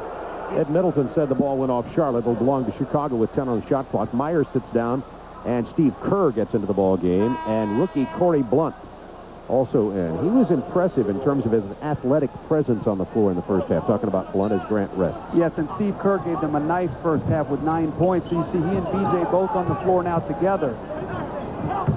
There's the pick and roll with Cartwright. Throws it away. Johnny Newman grabbed from behind by Steve Kerr just as they cross the midcourt. All right, now the reason that's the key is because there'll be two shots now because it was in the front court when he grabbed him. Had he got him in the back court now, it would have been sideline out of bounds. There's the steal. Cartwright trying to create, and right there he's in the front court, so he'll shoot 2 free throws. So that's like diving for the tape after a sprint to get across half court. And Johnny Newman will go to the free throw line. Johnny Newman with 16 points in this game. The quick forward for Charlotte. And your line on him is so true. He said he started Cleveland, played with the Knicks. Everybody says, you know, we got to get somebody to be better than Johnny Newman. We got to find a better Johnny Newman. I'll tell you what, I like his game. Well, one guy we have not talked about along the lines of Johnny Newman is the reason it is because he's not a great rebounder, and Charlotte gets out rebounded. So the first thing they say is, well, Johnny Newman's not rebounding. Scott Burrell from Connecticut, a rookie on the injured list with a knee problem. They like him, and they've talked about having a front line of Burrell, Alonzo Mourning, and Larry Johnson to give them better rebounding. A good changeup for sure. Steve Kerr off the dribble. He can shoot it. Boy, he sure can. He's playing very well. He loves this triangle offense with Tex Winter. He's getting a lot of good shots. He's 5 out of 5 tonight, and it is a 6-point Hornets lead. Gaddison, Bogues, Mourning. The shot's there if Alonzo wants to take it. Now, Muggsy doesn't want it. He's a 29% shooter in preseason, so he doesn't want to shoot it. So now the clock winding down. Look for them maybe to run a quick play here out of bounds to get Hawkins or Johnny Newman a quick jumper. They better do something that takes less than 6 seconds. 7:19 on the clock for the third quarter, 6 on the shot clock. And watch Hersey Hawkins. Going to throw right. That's the play right there that they ran against Boston. That won the game and eliminated Boston, but not this time. 74-68. Charlotte ahead to Blunt. Tried to power jam. Mourning got it, but then Cartwright followed with a basket and drew the foul. Did you see the block by Alonzo Mourning. And that's with 3 fouls. That he committed a foul there. It's his 4th, and he's sitting down. So, see, Corey Blount's going to wind up. Now, at Cincinnati, he's going to windmill that over somebody. Here, he's going to have to maybe do something else. Rookie. Bill Cartwright goes to the free throw line, so he has a third opportunity here. He can pull the Bulls to within 3. Bill Cartwright. They called him Medical Bill. I don't know how those legs hold Bill Cartwright. Those little skinny calves, I don't know how he even stands up. He's like a colt.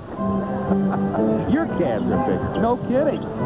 I'd kill for those kind of calves now at age 44. 7 minutes to go, third quarter. Gaddison on the bounce pass from Hawkins. Loose ball controlled by Cartwright. Steve Kerr has him running. Horace Grant going to check back in a moment. Pull-up jumper off the glass, doesn't fall. Missed 3 straight shots here in the third quarter after being 9 for 11. Bogues was careless with the ball, and Steve Kerr is mugged. We're going to get a jump ball. I think it's going to be a 20-second timeout. Now, is it a jump ball, or will it be Bulls possession? We'll have to wait and see what happens. We have a committee meeting there between the officials, and they've decided it is a 20-second timeout and not a jump ball. Bob, I'm going to go on my little soapbox here. There's one rule I don't like in the NBA is when there's a possible change of possession. A guy's got the ball, he's falling out of bounds, and if he were not to call a 20, he calls a timeout. I think when a possible change of possession, I don't like that play right there. That's a jump ball, but that's the rule, so that's the way it's going to be. But I just think in this situation, you really take away a hustle play there like that, but for Bogues going in and getting a timeout or getting a jump ball, by being able to get the 20-second timeout. How many times you see a guy falling out of bounds and he calls timeout real quickly to keep his team with the basketball? Definitely a loophole. 6:40 to go third quarter. Hornets leading it by 3. Now they're trying to decide that maybe they'll do the 20 and a jump ball.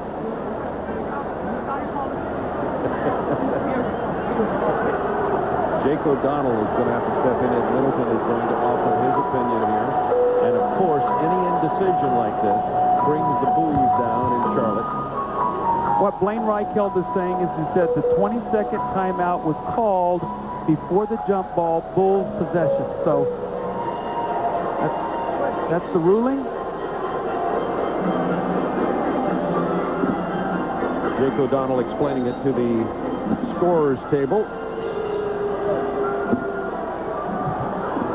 The ball is loose. Blaine Reichelt right here, you see his head, right the picture. Right there, he blows the whistle for a 20-second timeout.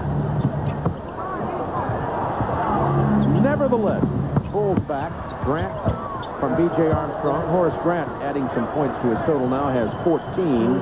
Horace had only 8 at the half. 1 point Hornets lead. The Bulls have recovered nicely, down 7. They've cut it now back to 1. On a 7-0 lead. On a 7-0 run, and that foul on Johnny Newman. Kerr picks up his third. We're talking about Muggsy Bogues and how many minutes he has to play in this ball game. It'll certainly be 40-plus, I would think, and he played 20 in the first half as we look. Trouble at the backup point position for sure. Well, remember when he was out in the first half, they had no turnovers in the first 8 minutes, and they went to 4 in the last 4. Newman fouled on the drive. Excuse me, Bob. I was watching Scottie Pippen. He looked like he injured his foot again. He was a little gimpy as he was trailing the ball across the lane there. That's 3 on Armstrong. Pippen, in the offseason, had surgery on his wrist and his ankle, and has been re-injured in the ankle department here in the preseason, and as you said, has a touch of the flu. There was a question whether or not Pippen would even be able to go tonight. Well, when we saw him in the shoot-around, he did not look good. Scottie did not feel well. It looked like the last place he wanted to be was at Charlotte right then, but he has really sucked it up nicely and had a big first half. I mean, 15 points and 12 rebounds, 4 assists. And those are big-time numbers. And he is running gingerly on that ankle. So we'll keep a post on that as we're looking at the knee following it of Alonzo Mourning, who is resting on the bench now as Gaddison's at the center. Corey Blount handing off to Steve Kerr. Inside Pippen. Triple team. He loses the ball. Johnson. Out to Hersey Hawkins. Kicks to Newman. Lost the handle. Tip in Gaddison. When I talked to Alan Bristow today, he said, you know, Doug, our style of play is we got to try to think about wearing the Bulls out over 48 minutes. You know, it might not be where we want it to be at halftime, But right now, they've pushed it back to a 5-point lead. Count the basket. Good give and go with Grant and Corey Blunt, who gets the lay-in and will go to the line. Larry Johnson called for the personal. See, Larry, 3. I'm sorry, Bob. Larry turned and looked. And when he did, you're taught to cut against the man's vision. So he cut right against the backside of his head, and Larry Johnson then with the little push to compound it. That was a nice play by Corey Blunt, a nice give and go. Two power forwards, really, Horace Grant and Corey Blunt on the give and go. Remember, love is never having to say you're sorry. Was a song or a book? Yeah, love story. That ages us both. Hornets by 2, 5:25 to go in the third quarter. When I start calling you preppy, I like that. Newman, blocked by Grant.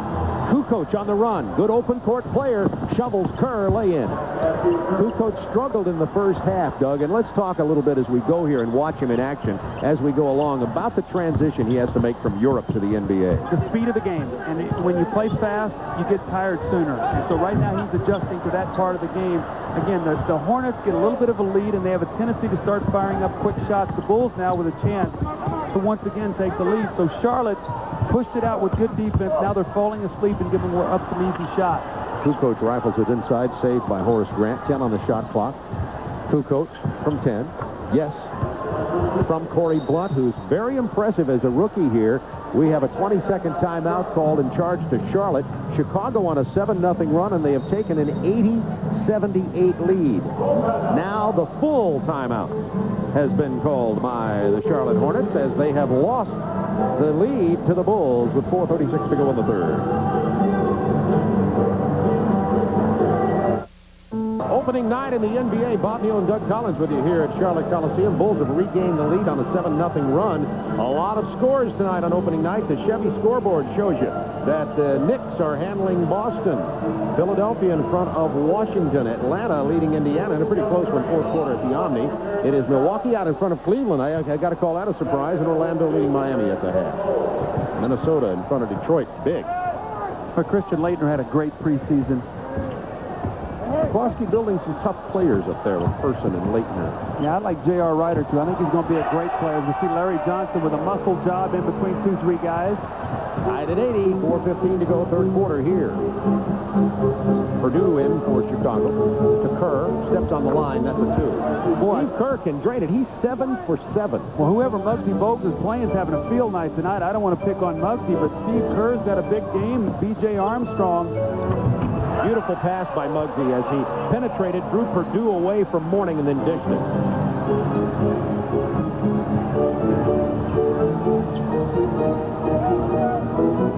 Kukoc being defended by Del Curry. Spin move, fall away jumper from the left-hander. That's a nice play by Tony. Well, he looks like an athlete. Well, he took it, just spun right off his man defensively, made a nice play. Trying to run through some picks. He's getting some shots he hasn't taken before. Well, see, Del Curry's just going to keep him on the move, and the minute he blinks, they're going to kick out to him for a shot. So Tony's got to be aware of that. Bogues from 17.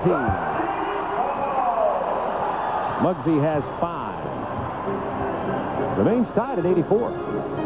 Will anybody stop anybody? Well, they haven't yet. We'd like to say this is a great offensive performance. I mean, look at Will Purdue driving right to the basket. I mean, the interior of the Hornet defense has been miserable tonight. No question about it. And Alonzo Mourning is in the ball game along with Larry Johnson. Bogues is going to sit down, and Tony Bennett, the backup point guard, who came from Wisconsin Green Bay originally, playing with a sore left knee, had arthroscopic surgery on it in the offseason, but then it just remained sore, is not healed like they had hoped. He is suspect defensively. Good perimeter shooter, good ball handler, but not a good defender. Well, you know, when you look at the shot blocking of the Charlotte Hornets, I mean, Alonzo Mourning had 271 last year, put him 4th in the league. Larry Johnson, the next power player, had 27. So, I mean, if Alonzo's not blocking it, then somebody's going to the basket, and if they're not scoring, then they're getting offensive rebounds. They gave up the most offensive rebounds. So we talked about in the opening, the interior defense, Bob, and the rebounding, and that's been real keys. The Bulls are shooting about 57% in this game. Call the newspaper. Purdue hit them both. Will Purdue sinks the free throw. Will got married in the offseason. Left a woman named Jennifer. That perimeter shot from Hersey Hawkins over the outstretched arms of Purdue, and Hersey has 15. I think the Bulls might want to come up with some kind of trade with Charlotte. He's got all these shooters. Bulls need them. Purdue tries it off the glass. See, you got him excited. He made 2 free throws. Now he's going to get out there where the coach is going to yell at him out there, and that don't take that shot. Honeymoon's over, Will. That's right. Tied at 86. Johnson into Mourning. Punched away by Purdue, but the foul is called on Will, his second.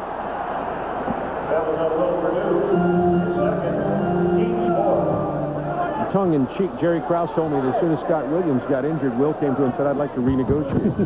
Yeah, well, not yet. Boy, Scott Williams, they miss him, too. He should really be a help for them on the boards. Curry for 3. Now, you know what? That shot was taken. We need to hold that shot on a replay because Hersey Hawkins was in Curry's chest on that play. That was not what you would call great spacing on the floor. Foul by Hawkins. Bob, now watch this. Hersey Hawkins is going to come running over, and if we stop this right here, look at this. It looks like Hersey Hawkins is guarding Del Curry. He says, let me get out of your way. Oh, and he hits a 3. That's the best defense we've seen from Hersey all night. That's right. Yeah, shoot in my face, will you? Pippen gets it at the free throw line this time, and the Bulls pull to within 2 with 2:04 to go in the third quarter. At the half, the Bulls led it 62-61. Now have another 30-point quarter here. Scottie gets only 1 out of 2. Mourning with the rebound. See, Scottie's starting to limp now, too. I don't know whether the more he's playing on this foot, the sore it's getting, but you see him now sort of hopping rather than sliding. And the Bulls have to play tomorrow night in Chicago at the home opener, the ring ceremony game against Miami. So they don't have much time for the soreness to go away. See the grimace on Scottie. The good part about it is Miami's playing tonight, too, so they'll have to travel. So the Bulls will get home, and they will have the home court advantage, although Atlanta spoiled their ring ceremony last year by stepping in and beating them. Is Michael going to be at the ring ceremony? Yes, he is. He's home watching tonight. At least everything I've heard is that Michael's going to be there, yes. And that was a foul off the ball by Tony Kukoc. The importance of not fouling when you're in the penalty, especially against Del Curry, who's a tremendous free throw shooter. As you see. 4-point Hornets lead. Minute 54 to go, third quarter. Now remember, the last 2 minutes of the half got the Hornets back into it. Let's see the last 2 minutes here of the third quarter. Now they pushed it out to a 4-point lead. Pippen inside the Purdue. Stepped on the baseline. Charlotte ball.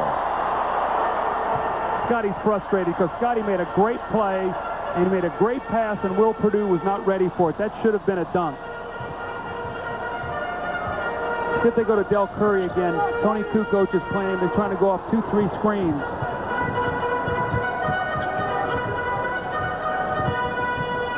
Looking for Larry Johnson, pushed way out near the three-point line. Good pass inside Mourning. Stripped away by Scottie Pippen. Going to call a kick ball on Alonzo Mourning. Gives the ball to the Chicago Bulls with a minute 22 to go in the third. Hornets by 4. If you notice how Scottie Pippen's limping, I hate to keep bringing this up, but watch him as he goes down the floor here, Bob. He's really starting to drag that foot. Now, I don't know how serious it is, but see if as he comes up the floor.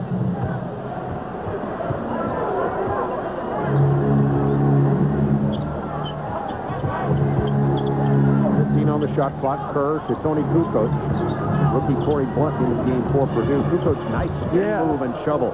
Starting to see some of the talent that excited Jerry Krause and the Bulls about this young man. See, he's 6'11", so Curry can't guard him on the other end, so this is going to be a match of who can score the most against each other.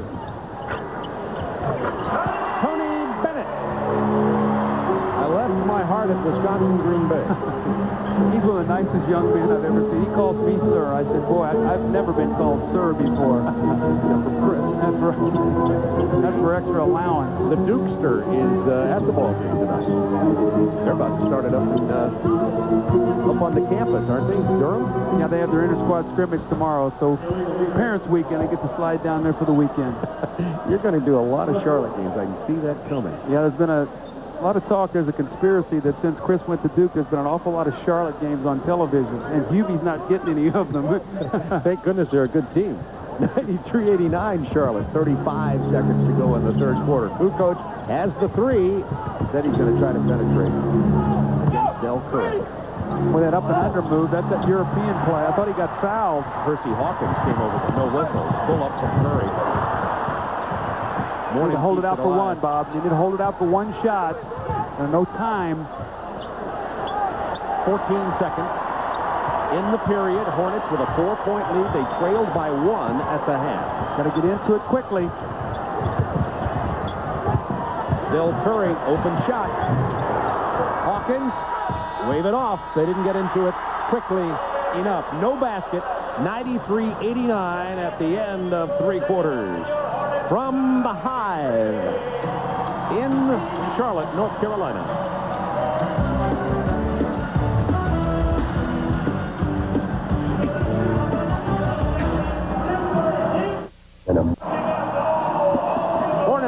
Hornets have built a 4-point lead. We enter the final 12 minutes from Charlotte.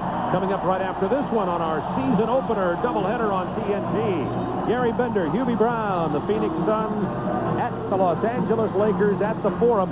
You're talking about Scottie Pippen's ankle bothering him, Sonny, at 15 at the half and 1 in the 3rd quarter. Yeah, he did not get it going. And B.J. Armstrong, I don't remember him scoring at all in that period. So with Pippen and Armstrong only scoring a combined 1 point after 36 in the 1st half, the Bulls still only trail by 4. Charlotte's starting to out-rebound the Bulls, too, which is an interesting So that's where it turned. They outscored them by 6 points in that quarter, and they out-rebounded them by 5. So that's the way. Wave off the basket. Excuse me, Doug.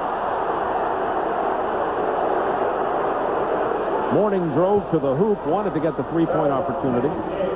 Was fouled by Stacey King, who's into the ball game, as Phil Jackson looking for help at center. You know, he was planning to start Scott Williams at center so he could limit the minutes of Bill Cartwright. It's really changed his plans when Scott got hurt. Well, I told Bill today when I saw him at practice that you've gone from being a playoff luxury to a regular season workhorse again. So.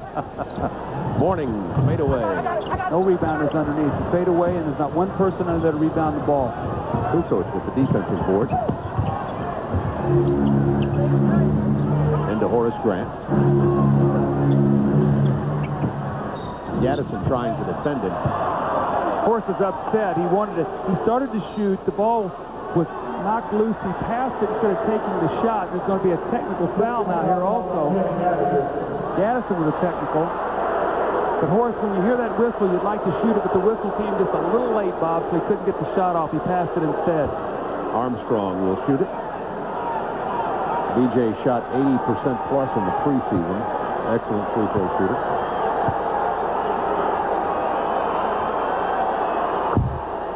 $22,000 at the Charlotte Coliseum in the season opener here. Charlotte built a 6-0 lead as the Michael Jordanless Bulls came out. Struggled a little, still looking for an identity, still looking for combinations. Charlotte, with the addition of Hersey Hawkins, Mourning returning, and Larry Johnson, a lot of expectations here, and they played well offensively as we expected, but not great defense here tonight. Not surprising. Here's a guy who's going to have to deliver, Stacey King. He can score some points. He's not even looking at the basket. Steve Kerr with 5 in the shot clock has to force it. Kukoc with a big board, double clutch, Tony Kukoc. Great move by Kukoc. He hung in the air, went past the outstretched arm of Alonzo Mourning. So Kukoc coming to life now offensively. He has 10. I think he's going to be an entertaining ball player. Tony Bennett steps on the baseline. Chicago ball trailing by 1. When you have not played much, as Tony Bennett, he's been out, you keep it simple. You don't try to do too much. Right now he's playing too quickly for the shape that he's in, and he's getting himself caught in trouble with some turnovers. So he just got to make the simple play, Bob. Stacey King isolated against Mourning. Kukoc for 3. Not this time. Alonzo Mourning pulls it down. He has 5 rebounds. How much longer now will Alan Briscoe stay with this lineup before he looks to come back with Bogues and Larry Johnson? Eddie Johnson looking for a shot against Kukoc. The Mourning, 10 on the clock. He likes to go right.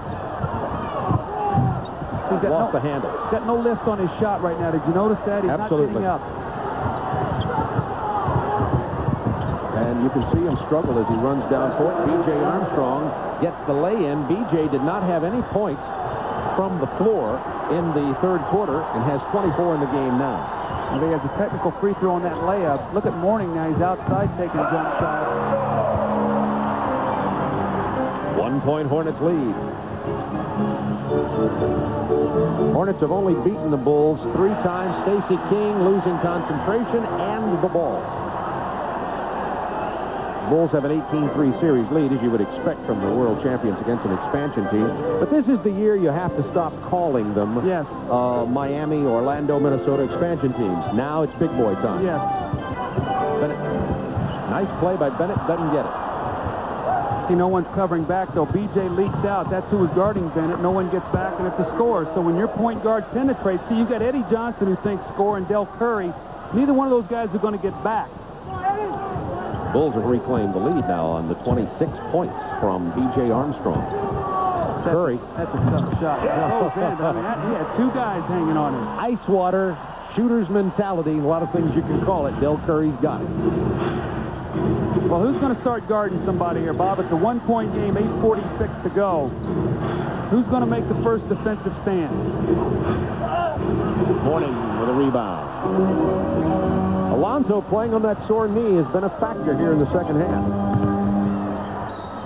Eddie Johnson is fouled on the drive. Kukoc getting a little winded. See if Phil Jackson maybe gives him a minute or 2 and then brings him back for the last 6 minutes, but he just didn't move his feet that time, reached in. And a little bit of that European mentality, too, where a guy beats you and you try to wrap around from behind him and knock the ball loose. A couple of finals. Philadelphia gets the win 94-82 over the Washington Bullets as Philadelphia really rebuilding. Moses Malone goes home, and 7-6. Sean Bradley had 8 blocked shots in that ball game. Well, he's going to change the game. Look at this. Milwaukee winning at Cleveland. These teams with great expectations. You know, Milwaukee quietly going in with the speed and quickness, a small team. Cleveland getting 91 points. Charlotte here, you know, playing a game that many felt like that they would run away with, holding on now to a 2-point lead. So, you know, this Eastern Conference is going to be wide open. And Mike Fratello understanding the stomach ache that follows the loss. Oh, you get the great highs and the unbelievable lows. Back in the saddle again, Mike Fratello at Cleveland, losing tonight. I would still like Cleveland, though, in the East. Oh, that's basket interference. That might have bounced in. Wave it off. Horace knows it. He is a born offensive rebounder. If it's not through the net, Horace is after it. The amazing thing is, though, who's checking him out? It looks like Horace is on the defensive board there. You've got to get your body on him, and you've got to get him out of there. That's the 14th turnover for the Bulls. They averaged that in the whole game all of last year on an average. Gaddison drives to the hoop. He's fouled. Bulls down by 2.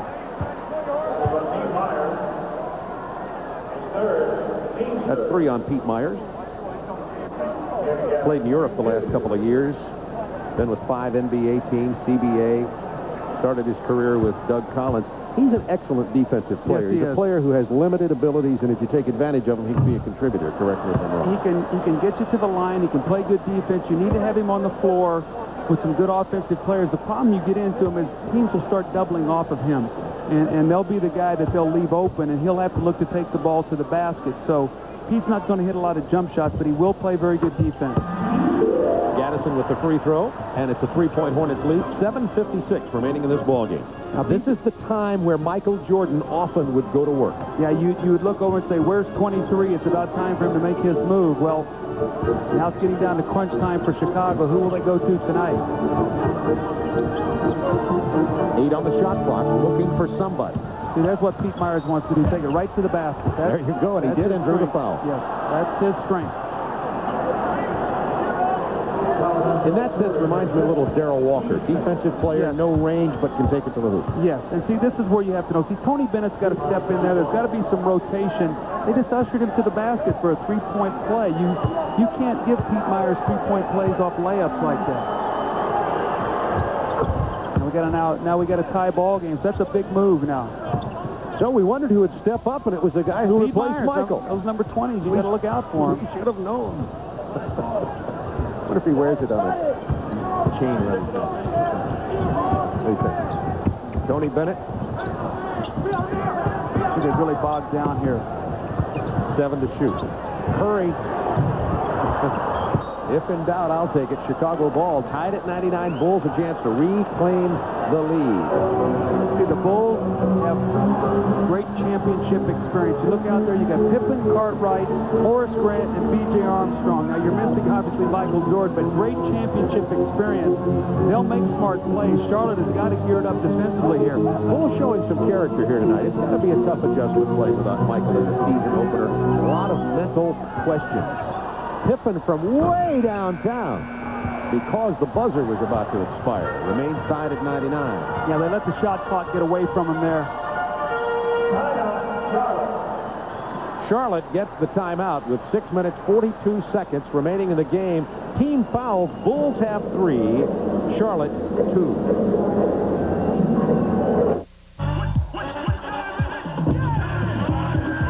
The Celtics want to know is what's up in Philly. 7'6" rookie sensation Sean Bradley.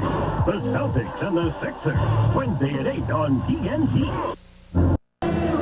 Time for tonight's Dutch Boy in the Paint. And the Hornets, surprising me, frankly, have taken the lead in rebounding.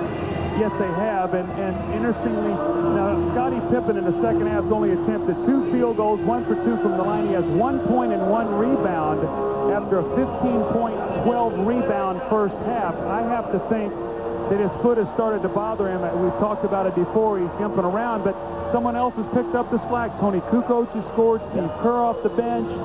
Horace Grant, somebody stepped in during stretches here, and that's what's going to happen with Chicago. It's going to have to be a collective effort. It's not going to be one guy being able to take up this kind of slack. And a little bit of the flu, that'll take it out of you, too. And Scottie was feeling very bad at the shoot-around this morning. Tied at 99, 6:32 to go in this ballgame. Larry Johnson back in the game for the finish. Newman, the lean in. Tough shot. Rebound, Horace Grant.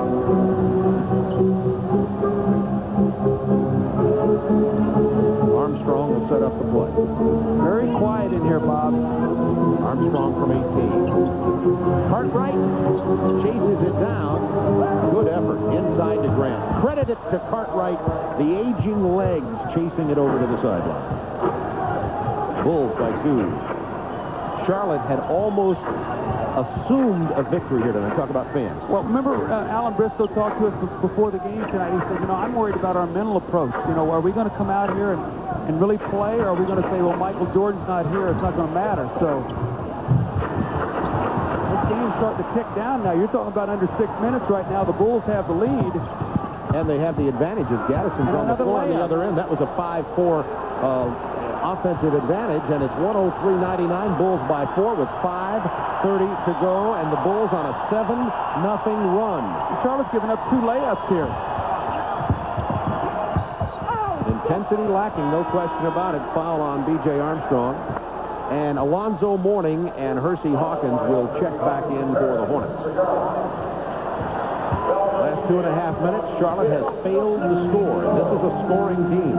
Bob, when you start getting the preseason publicity that this Charlotte team got, all this great expectation, I mean, there's more pressure on you, and they're going to feel it at home more than any place else. So when they get down a little bit, these fans are going to let them know they expect more than this. Muggsy Bogues penetrates, dishes to Larry Johnson, misses off the glass. Foul called by Ed Middleton. I think he called inadvertent whistle there. Exactly. So the Bulls score here. It's a 6-point game with under 5 minutes. See, Muggsy Bogues is a little gimpy now. See if they go back to B.J. Armstrong. And Phil Jackson wants to get B.J. Armstrong out of the game because B.J., when he picked up foul a minute ago, picked up his 5th personal. 3:45 has gone by in this game. 3 minutes, 45 seconds without Charlotte scoring. So I guess the Bulls have turned up some defense. Cartwright, the jump hook off the glass, and the Bulls showing that championship character. 105-99. Timeout, Charlotte. We wondered who would step up for Chicago, and the answer has been whoever's been on the floor at the moment.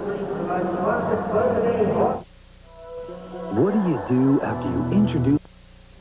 Ernie Johnson in Atlanta. The Bulls by 6 with about 4.5 minutes to play. We'll send you back to Charlotte in just a second. Thrilling finish in another Central Division showdown tonight. The Cleveland Cavaliers hosting the Milwaukee Bucks. You talk about immediate dividends being paid. Ken Norman, the former Clipper. His first game, obviously. in the new Milwaukee Duds. And look at this, three-pointer to break a 91-91 tie with about 7 seconds to go. That's the game winner. The Bucks 94-91. Norman leads everybody with 24 points. Now let's go back to Hive Drive. Bob? John Battle got 22 for Cleveland tonight. 105-99. The Bulls by 6, 4:39 to go. Charlotte looking for any kind of offense. So they've broken down offensively and gone one-on-one the last 3 possessions. Again, to Larry Johnson, who's going to try to create. Now you're going to see the double teams come when he puts the ball on the floor. Now 6 on the shot clock. Newman with a very difficult shot.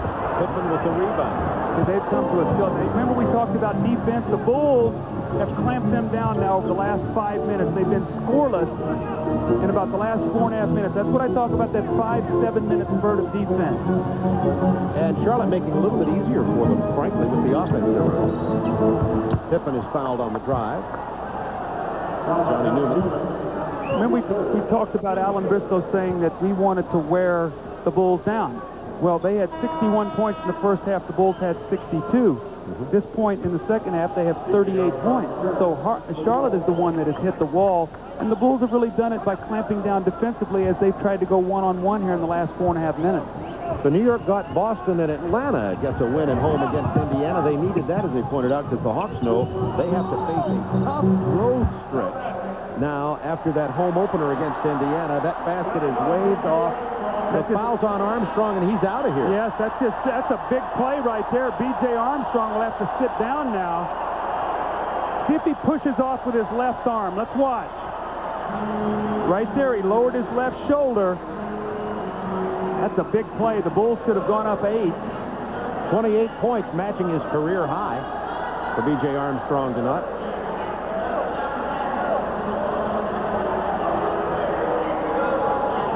.105-99 Chicago. 3:56 to go. Steve Kerr in at the point now. B.J. Armstrong to the bench, and Kukoc is going to come out on the floor.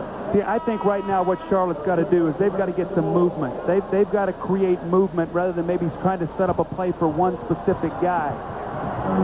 Kukoc, Pippen, Kerr, Cartwright, and Grant on the floor for Chicago with a 6-point lead. Now, see here, they're moving the basketball. They should get a good shot this possession. Running that passing game now. Guys are cutting and moving without the basketball. Percy Hawkins in trouble, in traffic. 5 on the shot clock. That's a 2. Fogues runs it down. Johnson kept it alive. Percy Hawkins missing again. Mourning runs it down. 2 offensive boards. Mourning's going to pound it inside. He draws the foul. More intensity without question. Percy Hawkins generally is going to hit those shots. But he only shot about 29-30% in preseason also, trying to adjust to the transition from Philadelphia to the passing game here at Charlotte. Now the importance now, Alonzo Mourning's got to make these free throws. Last year he shot free throws very well. He got to the line over 600 times, shot 78%. So he needs to cash these in. He still have 3:23, plenty of time. First time for Alonzo at the line tonight, indicating the lack of getting the ball inside to him. Now, how many free throws has Larry Johnson shot tonight? Chuck Gardner, our ace statistician, is looking up how many free throws that Larry Johnson has shot tonight. It's been 5 minutes and 2 seconds until that free throw. Well, guess how many he shot. Well, this tells you about your power game. Larry Johnson and Alonzo Mourning have attempted 1 free throw on the game, and that's this right now. So, again, these games are won, Bob, when you've got a game that's going along, they're won by 5 to 7 minute stretch of defense. The Bulls held them scoreless for 5 minutes, took a 6-point lead. Now it's down to 4. Can they hold it out? Some full court pressure applied here, kind of a floating defense thrown at Chicago. Hawkins on Pippen trying to run a little clock, and they start their offense with 16 on the shot clock. Now, Chicago, not a good free throw shooting team. They should not be allowed to get a layup.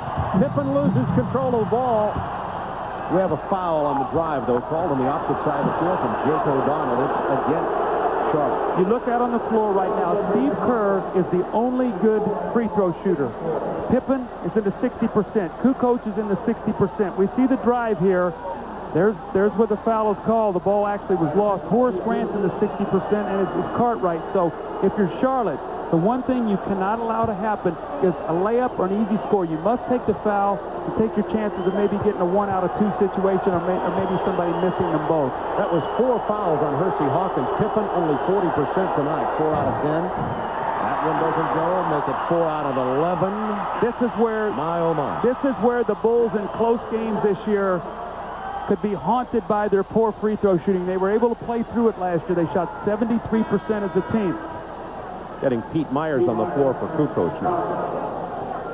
The Bulls have Grant Cartwright, Pippen, Myers, and Steve Kerr on the floor, nursing a 4-point lead. Pippen trying to build it to 5. Now, Pete Myers comes in for defense. You see probably a sideline out of bounds play, maybe Kukoc in for offense. But Scottie just straight armed that one. Going to get a jump ball. That call from Ed Middleton. Double lane violation, jump ball. My, oh my. Now this really hurts Charlotte because Yeah. if Cartwright can control this tip, you now have 24 more seconds. I didn't know that was a jump ball. I learned something tonight. Me too. First I've seen it. Double lane violation, jump ball. Ed Middleton called it. They're jumping it. After all these years and all these games. Well, Alonzo Mourning's got to control this tip. He's got to tip the ball back to either Hersey Hawkins or Muggsy Bogues, and he's got to get up quick because Cartwright's a veteran. He'll try to steal the tip. So will Myers. See, Cartwright will get up and get that tip. You bet. Exactly. So that's a big call right there, that lane violation. If you're going to foul, you don't foul Steve Kerr. That's a moving screen on Cartwright. Yep. Two shot. That's called on, yes. Flagrant foul is the call. Now there's 2 levels of flagrant foul. Flagrant foul 1 and 2. This is a 1, meaning 2 shots and the ball out of bounds for Charlotte. Well, he got him with a shoulder, I guess, and an elbow, but I didn't see any really intention in Bill there. Now, this is important. This is 2 shots in the ball. And the ball, yeah. So this could be a 4-point play. And it is a 4-point game, 105-101. Charlotte hanging in here. Hersey Hawkins, great free throw shooter. He'll probably get them both. We could be in for a real wild finish here, Bob, so buckle it down. It's 2:52 to go.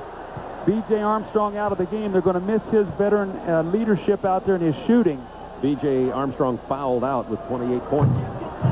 Hersey Hawkins missed it, but it's the ball out of bounds to Charlotte on the side. See, when you look at the Bulls out there, both of their guards, this is a new system for them. Both Steve Kerr and Pete Myers were not on the team last year, so they're running a new system.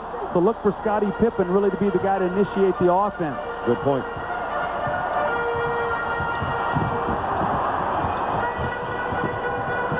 Look at that play by the defensive specialist, Pete Myers. So it won't be in the box score, but it was big. Out of the flagrant foul, Charlotte gets 1 free throw. Trailing by 3, 2:33 to go. Hawkins on Myers. Myers with the drive. Big bucket. There's Air Petey with the steal. Bogues kicks it off to Hawkins. You got the steal on one end and the score on the other. You can't blink, though, when you're playing Charlotte. They'll retaliate on you quickly. 3-point game. Crowd on their feet here. Hersey Hawkins commits the foul on Pete Myers. That's his 5th. 2:11 to go in the game. Bulls by 3. See, that was an intentional foul almost. They're banking on Pete Myers missing at least one of these free throws. And again, you look out there, Pete Myers, Pippen, Grant, Cartwright, 4 poor free throw shooters, and Steve Kerr, so you do not foul him.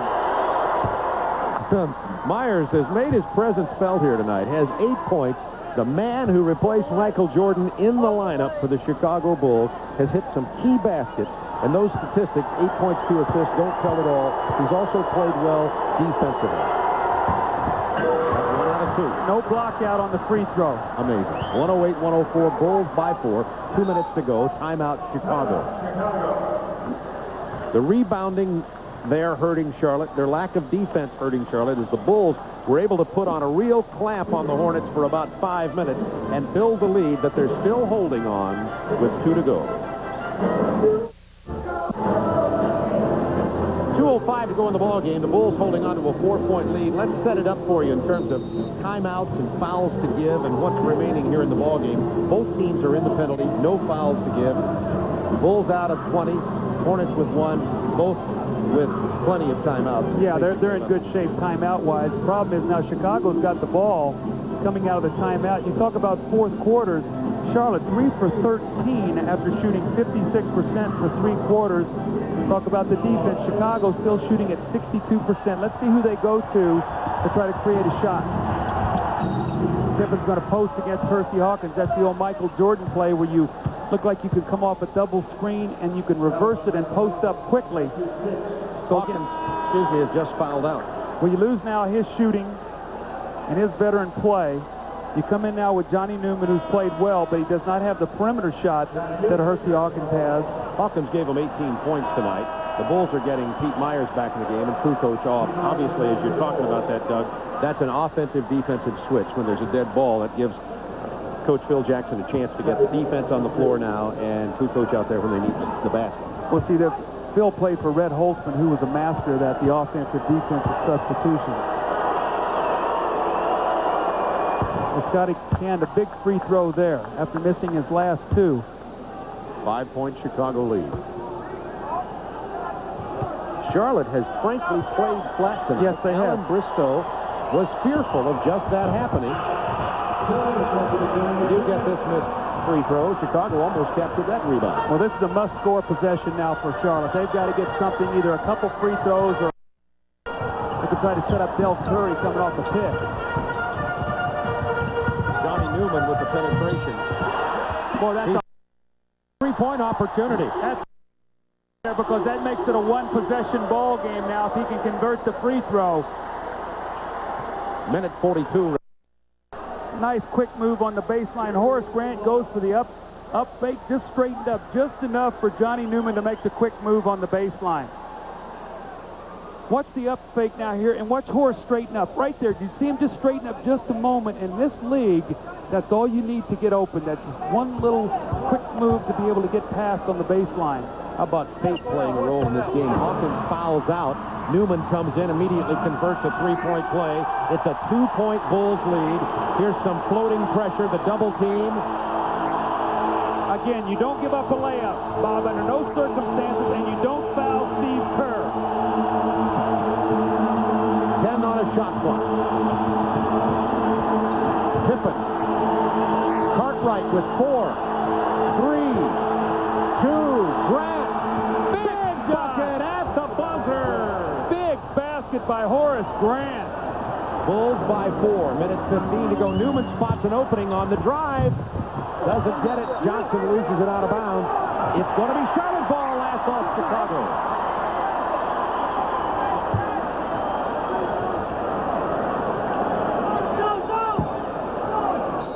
Minute 10 remaining.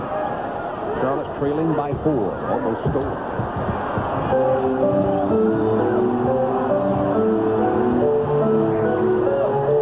Everybody on the perimeter. Mourning driving. The basket and the foul. Big play by Alonzo Mourning.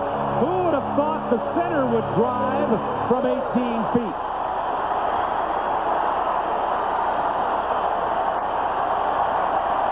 Quick move, Bob, to the right. And then the slow recovery by Horace Grant to get to the weak side. Again, free throw shooting so vitally important. This would be an opportunity for 2 consecutive three-point plays. Mourning to the free throw line. Excellent free throw shooter. Pippen picked up the first one. Third three-point play. It's back to a 1-point game. 56 seconds remaining. Boy, the Bulls, Charlotte scrambling here defensively. You got to be very careful not to give up a wide-open, uncontested shot. 10 on the shot clock. The ball is loose. Charlotte ball. Down by 1. Larry Johnson. And he made the big basket last year to beat the Bulls. Nobody under there at all to rebound. That's a bad shot.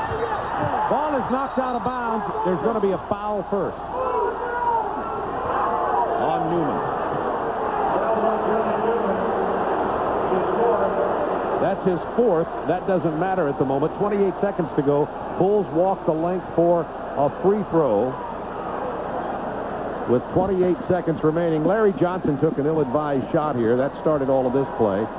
And there's the reach in by Newman. And Pippen goes to the free throw line. See, that's that shot. Remember, we talked about the Bulls now in the fourth quarter are 2 for 5 from the line. Big free throw there by Scottie Pippen. Remember, Larry Johnson started the game making the outside jump shot.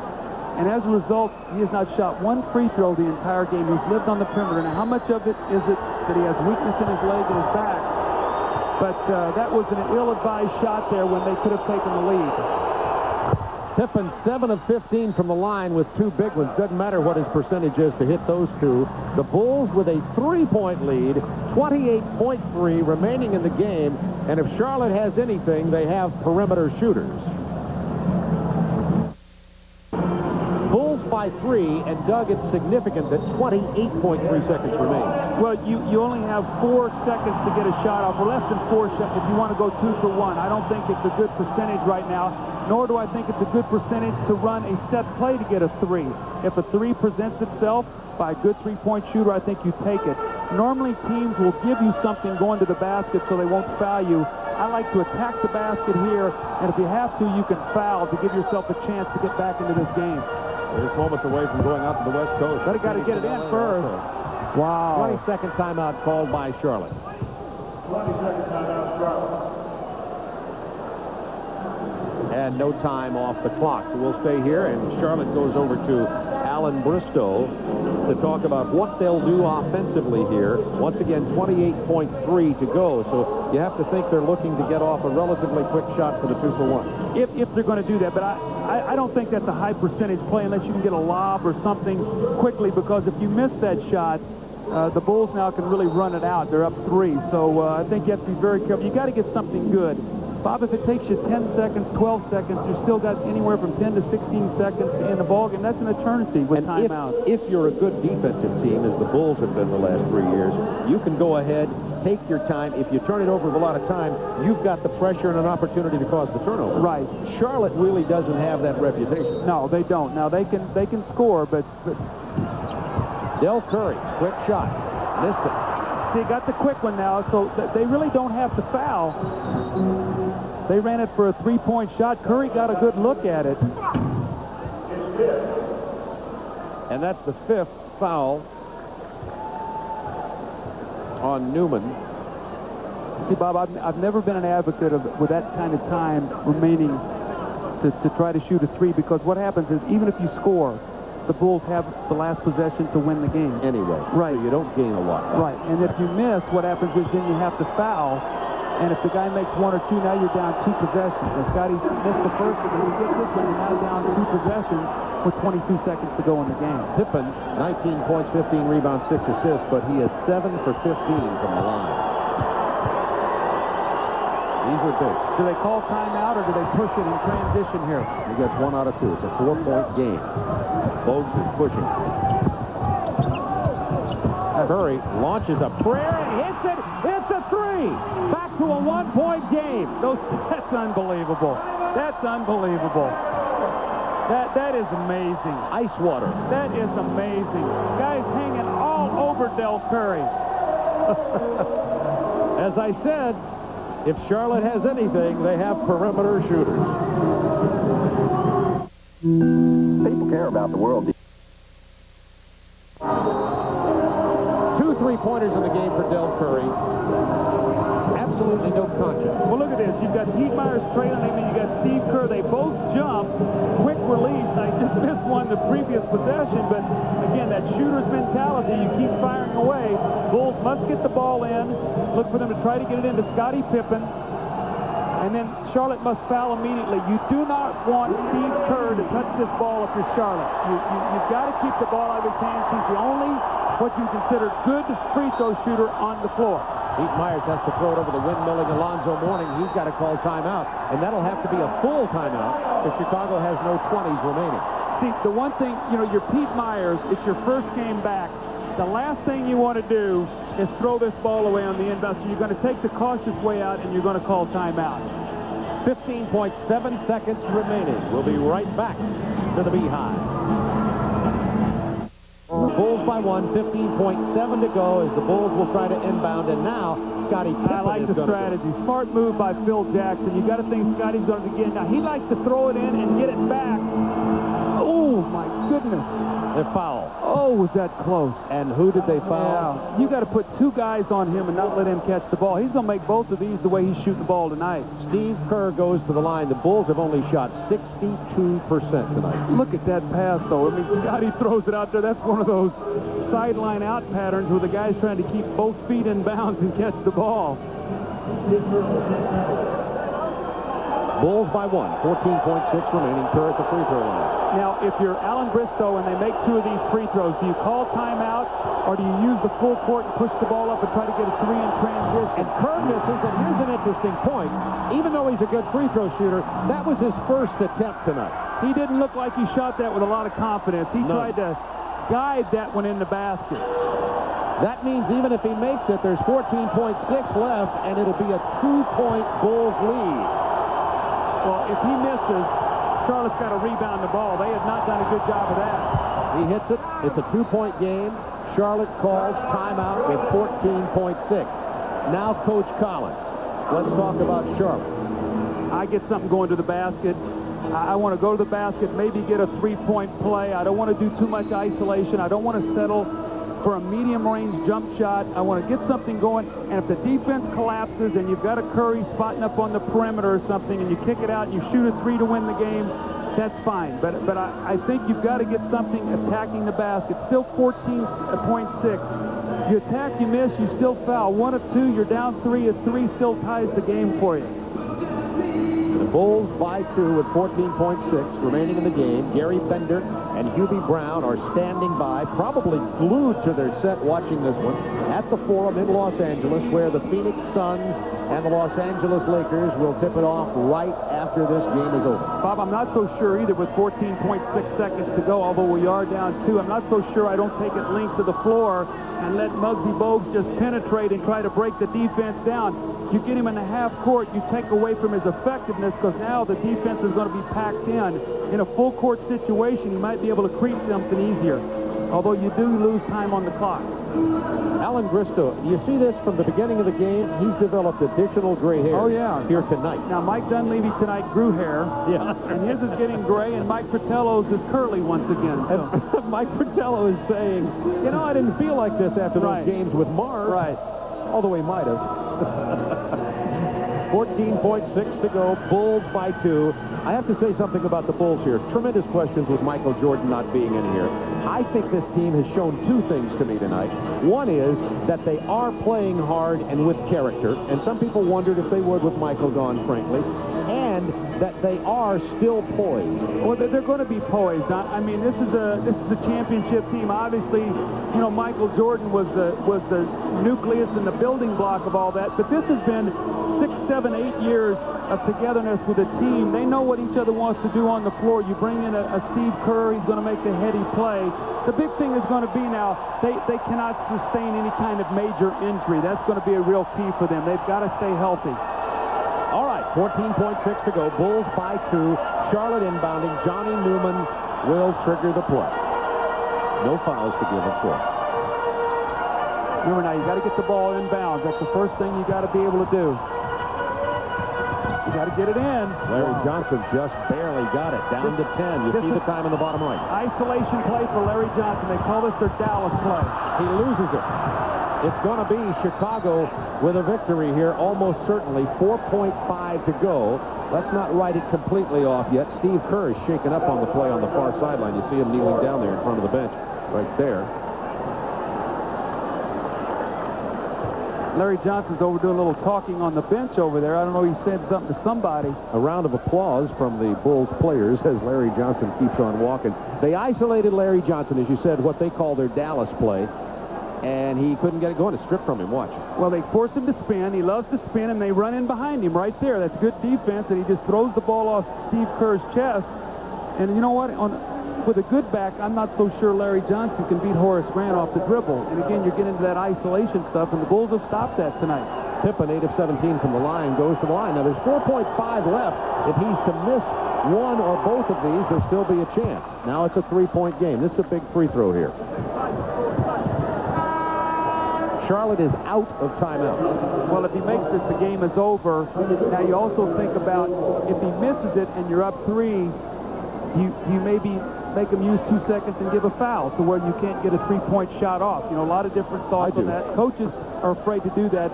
They're afraid a guy might make one and then the ball kick out and you get a 2-point or whatever. I always think the odds are against all that stuff happening to get a 3-point play. Bulls by 3.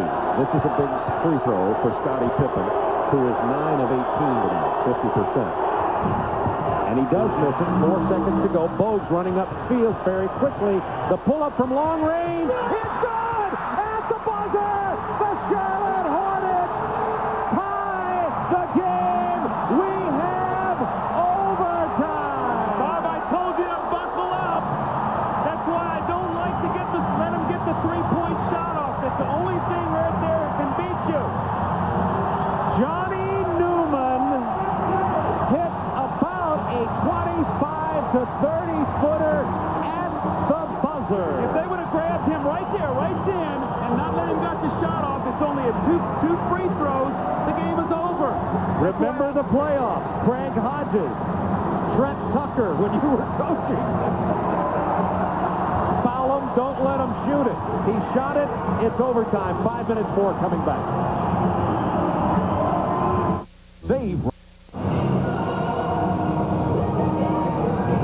The Beehive is alive. At the buzzer, Johnny Newman with a 25-footer, and it would have been relatively easy to have fouled him here and sent him to the line for 2. Phil Jackson told him at the last timeout, we understand, to not foul and to not let him, to foul and to not let him shoot a 3. Well, you've told him before also. Yeah, you know where that that's is. That's why I'm sitting here. With a smile on your face. Because they didn't listen to me. Either.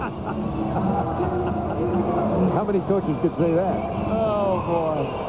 It's tied at 116. Just amazing. Johnny Newman, who's had a whale of a ball game tonight. He has 27 points, but of course those 3 are the real meaningful one. Now, remember, let's set a couple of things, Doug. B.J. Armstrong fouled out. He's out of the ball game. Hersey Hawkins is out of the ball game. And Steve Kerr will run the point. Muggsy Bogues is in there to run the show for Charlotte. And Charlotte basically has their team. They've got Curry. They've got Newman. They can score. I'll tell you, the whole key right now is Charlotte must channel that emotion from that shot, and they've got to jump on the Bulls here in the overtime. They can't allow the Bulls to score 2 or 3 baskets here and get a lead again. You've got them down a little bit right now. Now you've got to score and take away their heart. You've dispirited them a little bit right now. Larry Johnson. He has struggled. Still has that sore back. Johnny Newman has it. Bogues is open from 18. He's not going to make that shot. They're going to give him that shot. Johnny Newman called for the foul. That's 6. Johnny Newman, the man who hit the buzzer beater, is out of this ball game. But again, they've got the weapons in this position. Eddie Johnson comes in for him. There's the foul right there by Johnny Newman. A little bit of a touch foul, but it was still there. Now you've got Eddie Johnson in the ball game, so they're now down to their 3rd really perimeter player. Newman gone, Hawkins gone. So you now have Del Curry and Eddie Johnson. This weakens your defense right now. Neither one of those guys stellar defenders, so let's see if the Bulls can take advantage. Pippen being played by Eddie Johnson. That's a mismatch. Kicks to Cartwright, who has that shot on the baseline from the penetration of Pippen. Bulls by 2, 4:26 to go in the overtime. Newman fouled out with 27. See, they got a real problem right now. Who's going to guard Scottie Pippen? Scottie Pippen now is being played by Eddie Johnson. Scottie can beat him on the drive. He can take him right to the basket and create shots. Other defensive problems. Bogues on Steve Kerr. Johnson with the height disadvantage to Grant. Matchup trouble. Pete Myers, however, is the guy who gets the shot off. Rebound Mourning. Not what Chicago wants. Now, Pete trying to do too much there. That's not his game. Now, that's Eddie Johnson's game right there. That's why he's in the ball game. You bet. It's tied at 118. See if that trade will pay dividends, not only with Hersey Hawkins, but Eddie Johnson. Here's a problem, though. Eddie Johnson and Scottie. Mismatches everywhere, except for maybe Curry and Myers. 8 on the shot clock. Horace Grant, the turnaround. See, Larry Johnson's not even getting his hand up on defense. I mean, he's not even posing a problem defensively for Horace. Horace is just turning and shooting the ball. 3:19 to go in the overtime. Bulls by 2. Remember, Larry is supposed to only play 32 minutes tonight. Yeah, you can tell that he's suffering out there. Looking for Mourning down low against Cartwright. Triple team. Bogues open. Got to shoot it. 16-footer. It falls. He stepped in, which was a wise move. He didn't want to pull the trigger. He was hoping someone would rotate at him and he could make the pass. Tied at 120. 2:52 to go in overtime. Game number 2. Phoenix and the Lakers coming up as soon as this overtime is over. Sounds like Yogi Berra. Pippen. Fenced by Eddie Johnson. There's the double team on Scottie. 4 seconds on the clock. 3, 2, Kerr. Down low. 1. Bulls don't get it off. They got to score. Charlotte's got to score. They've got to take the lead. They've allowed the Bulls to jump out and always have the 2-point lead. They must now score on this possession. Tied at 120. 2:31 remaining in the overtime. Look at this. Bulls 17 turnovers. Hornets only 12. Muggsy Bogues looking for help from Alonzo Mourning. He pulls up, misses this one. Again, not the shot you want. You got shooters out there. Eddie Johnson, Del Curry. Kerr. There's the shooter. Kept alive by Mourning. Eddie Johnson. It's 3-on-2. Johnson pulls up from 17. Yes, it's a 2-point Hornets lead with 1:57 remaining. When's the last time they've led this game? It's been a long time. Pippen on the drive past Johnson. The reverse, no. Big rebound, Larry Johnson. Watch Eddie Johnson. Watch Eddie Johnson spotting up. Curry. Bad pass. Open for the shot, looking for Eddie Johnson. Threw it right into the teeth of the Chicago defense. Pippen catches him napping, takes it to the hoop, and is fouled hard. Scottie went 1-on-4. Cartwright had not crossed half court yet. Went 1-on-4, and Alonzo Mourning fouled him. Del Curry passed up a wide-open shot to try to throw it cross court to Eddie Johnson. Amazing. 5 personal fouls now on Alonzo Mourning with 1:31 remaining in this overtime. Hornets lead it by 2, and here comes Scottie Pippen to the free throw line. He is 9 of 19. Scottie shot 19. These will be his 20th and 21st free throws. With only 9 points on it. Wow. He had a big one here to quiet the crowd. Can tie it with this one. Pippen playing on the sore ankle, touch of the flu. It's been a real struggle for Scottie tonight as he's had a tough night all night long with his health. He's got 22 points. To go with 16 rebounds. He ties it. 1:31 to go in overtime. Boy, Charlotte's had a chance to go up 4 or 5. Allowed the Bulls to tie the game. Now it gets down to execution. Run screen roll. Muggsy going to slide underneath and try to force him to shoot that jump shot once again. They leave the opening for the drive. Bogues misses it. Runs down the ball. Big hustle play by Tyrone Bogues. Muggsy shot more in the last minute than he has in the entire game. Timeout called by Muggsy Bogues. That's a good point. It's tied at 1:22. 1:07 to go. We'll be back to Charlotte.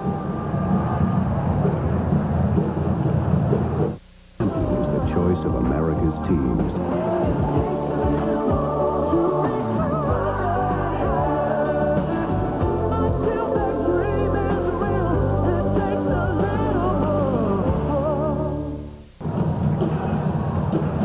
Tied at 122, 1:07 to go in overtime. Bob Neal, Doug Collins with you here. Gary Bender and Hubie Brown standing by in Los Angeles where the Phoenix Suns and Lakers are about to do battle. We'll be going to that game immediately after this one's over. Here's the situation. Chicago with 3 full timeouts. Charlotte with 2 fulls.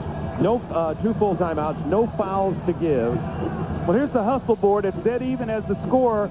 Muggsy Bogues has taken 8 shots in the game, 4-minute overtime, and Charlotte's only attempted 6. So he's attempted 4 of Charlotte's 6 shots.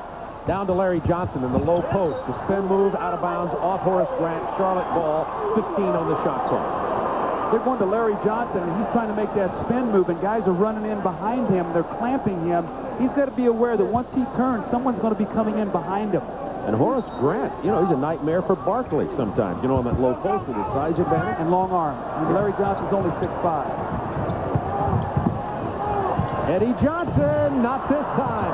Look at the rebound from Mourning. He's fouled hard from behind by Cartwright. And Mourning will go to the line. 55 seconds to go in the game. Mourning goes to the free throw line. Here's the miss by Eddie Johnson. Nobody blocks out Alonzo Mourning. He got inside of Cartwright, who had to hack him from behind.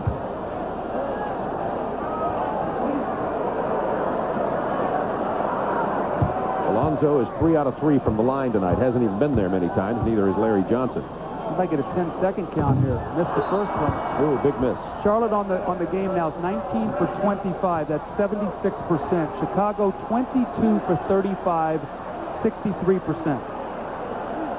Alonzo Mourning walks away all the way to midcourt to get his composure as Kenny Gaddison comes on the floor to give some more meat and muscle here to try to claim this rebound and play some defense and give some inside strength to the Hornets, tied at 122, a chance to take a 1-point lead with 55 seconds remaining. Mourning has 18 for the game. Hornets by 1. Here's the pressure. Charlotte has no fouls to give, though, so any foul will be 2 free throws by Chicago. Crowd on their feet, waving those white handkerchiefs in the background. It's noisy now. Larry Johnson now on Pippen. Tough shot. Air ball collected by Del Curry to Muggsy Bogues. 36 seconds to go. Hornets by 1 point. If they score here now, it puts you up 3. Timeout. Charlotte. Wow. That's a tough shot by Scottie Pippen. He had a hand in his face fading away, barely caught part of the backboard. Big defensive effort from Larry Johnson on Scottie Pippen. We'll be right back. As your engine revs higher, B.J. Armstrong is out of this ballgame. He fouled out in regulation for the Bulls. Hersey Hawkins and Johnny Newman have fouled out for Charlotte. Charlotte leading by 1. Chicago got a timeout. They'll have the ball. Well, again, the first thing you must do is get the ball in bounds. If I'm Charlotte, I might go to Alonzo Mourning, let him step out on the floor against Cartwright. You know you can at least get a shot, or maybe to an Eddie Johnson coming off the screen. They have to be very careful isolating Larry Johnson against Horace Grant. But the first thing they must do is get the ball in bounds, and it's very difficult. Scottie Pippen at 6'7" will be on you, and then he'll probably drop off and play in the passing lane. Eddie Johnson will inbound. Charlotte has the 1-point lead and the ball. Muggsy Bogues. 25 seconds to go in the game. Running down at the bottom. On the shot clock, 7 seconds. Get it up. Now 5. Larry Johnson over Horace Grant. Rebound Pete Myers to Kerr. 12 seconds. Hornets by a point. 8 seconds. Pippen timeout.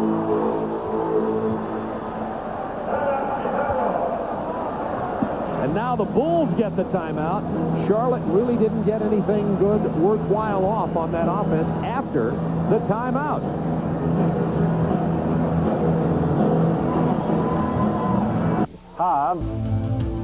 The NBA on TNT has been brought to you by Budweiser. Beechwood aged for a taste, smoothness, and drinkability you'll find in no other beer. Proud to be your Bud. And by Ford and your Ford dealer. Have you driven a Ford lately? It's more than a question.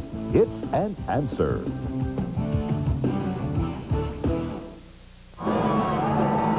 Well, it's Michael Jordan time. It's something we might have said last year. Better call Highland Park, Illinois. The Bulls trail by a point. 7.5 seconds to go in the ballgame. They call timeout with the ball. Good question here is Scottie Pippen unquestionably is the man now. Although he struggled, 0 for 5 from the floor in the second half, 6 of 16 in the game. If Pippen inbounds it, as you've often said, look for him to maybe get it back. And trying to make that big turn around the corner. If you're Charlotte, again, you don't give up a layup, and you force someone else other than Scottie Pippen to beat you. And there it is, back right to there. Pippen on the drive. Cut off, pass inside. Pete Myers! Tip in Horace Grant! How many times have we seen that? During 0.2 of a second left. Doug Collins, while we're at the commercial, exactly, we didn't have time to get it in on the air, but Doug said, if Pippen gets the ball back in, takes the penetration, what you got to really watch for is Horace Grant's incredible offensive rebound. On a second shot, there's the play. They get it back to Scottie. They like to run that play. Pete Myers is forced out of the shot. Both guys come over, which leaves no one on Horace Grant. Two guys tried to block the shot. And fraction of a second left. There's not going to be an opportunity for Charlotte here. It has to be a lob. 3/10 or under. It has to be a lob to the basket or it doesn't count. Bob, I wish I would have said, because we were talking at the timeout, and I said, watch Horace Grant for a second shot. Well, everybody trusts me. It was pointed out to me, so I was watching for Horace, who got the off. He has 7 rebounds in this game, far below the kind of rebounding you would expect from Horace Grant. 22 points, but throw it all out the window because that was a major offensive board. Some good intensive defense there by Charlotte, but they left Horace Grant uncovered on the double team on the interior, and now you see with only 2 tenths left, Chicago's going to steal this ball game and get out of here with a win to open their season and go back to play Miami tomorrow night in Chicago with the ring ceremony game there. And speaking of that, Charlotte has to play tomorrow night too. They travel to Milwaukee. Milwaukee upset Cleveland. Milwaukee might sneak up on some people this year. Last year, they got off to a great start. I think they were 10-3 and then limped in their last 69 ball games. But this Charlotte team, it's very interesting. If they lose this ball game on a tip-in, wow, I think it will send a message to them that they better shore up their rebounding if they're going to make a serious run at the Eastern Conference. I know it's only the first game, but they've got to do a job rebounding the basketball. Now Will Purdue's going to check in the game. He's going to be all over the ball. Coach probably put 2 guys on the ball. No, just 2 guys are on the ball here. And the only thing that can beat you is a lob to the basket, or if you try to run over a guy setting a screen and foul somebody, which if you do that, they would have to cart Phil Jackson out of here. Curry will inbound the ball, trying to get his distance there, his space, as you would say. There's the lob, up high, hits the rim. Bogues throws it up. The Bulls steal it from Chicago. The Bulls steal it from the Hornets, 124-123. With the tip-in by Horace Grant and Scottie Pippen. We're going to call him our player of the game. It was an incredible performance by Scottie Pippen with the injured ankle here tonight. And he struggled from the floor, he struggled from the line, but he showed heart, and I think you got to say leadership. Yes, he did. And he wanted the ball, even though he didn't shoot it well. He was willing to have it in his hands, and he made the play. All right, they're underway out there in the Forum in Los Angeles, so we're going to get you right out there to Gary Bender and Hubie Brown. The final score here in overtime, Chicago beats Charlotte 124-123. For Doug Collins, this is Bob Neal. Good night from Charlotte. Get to know the people of Europe with the U.S. airline that flies to more European cities than any other. Delta. We love to fly, and it shows.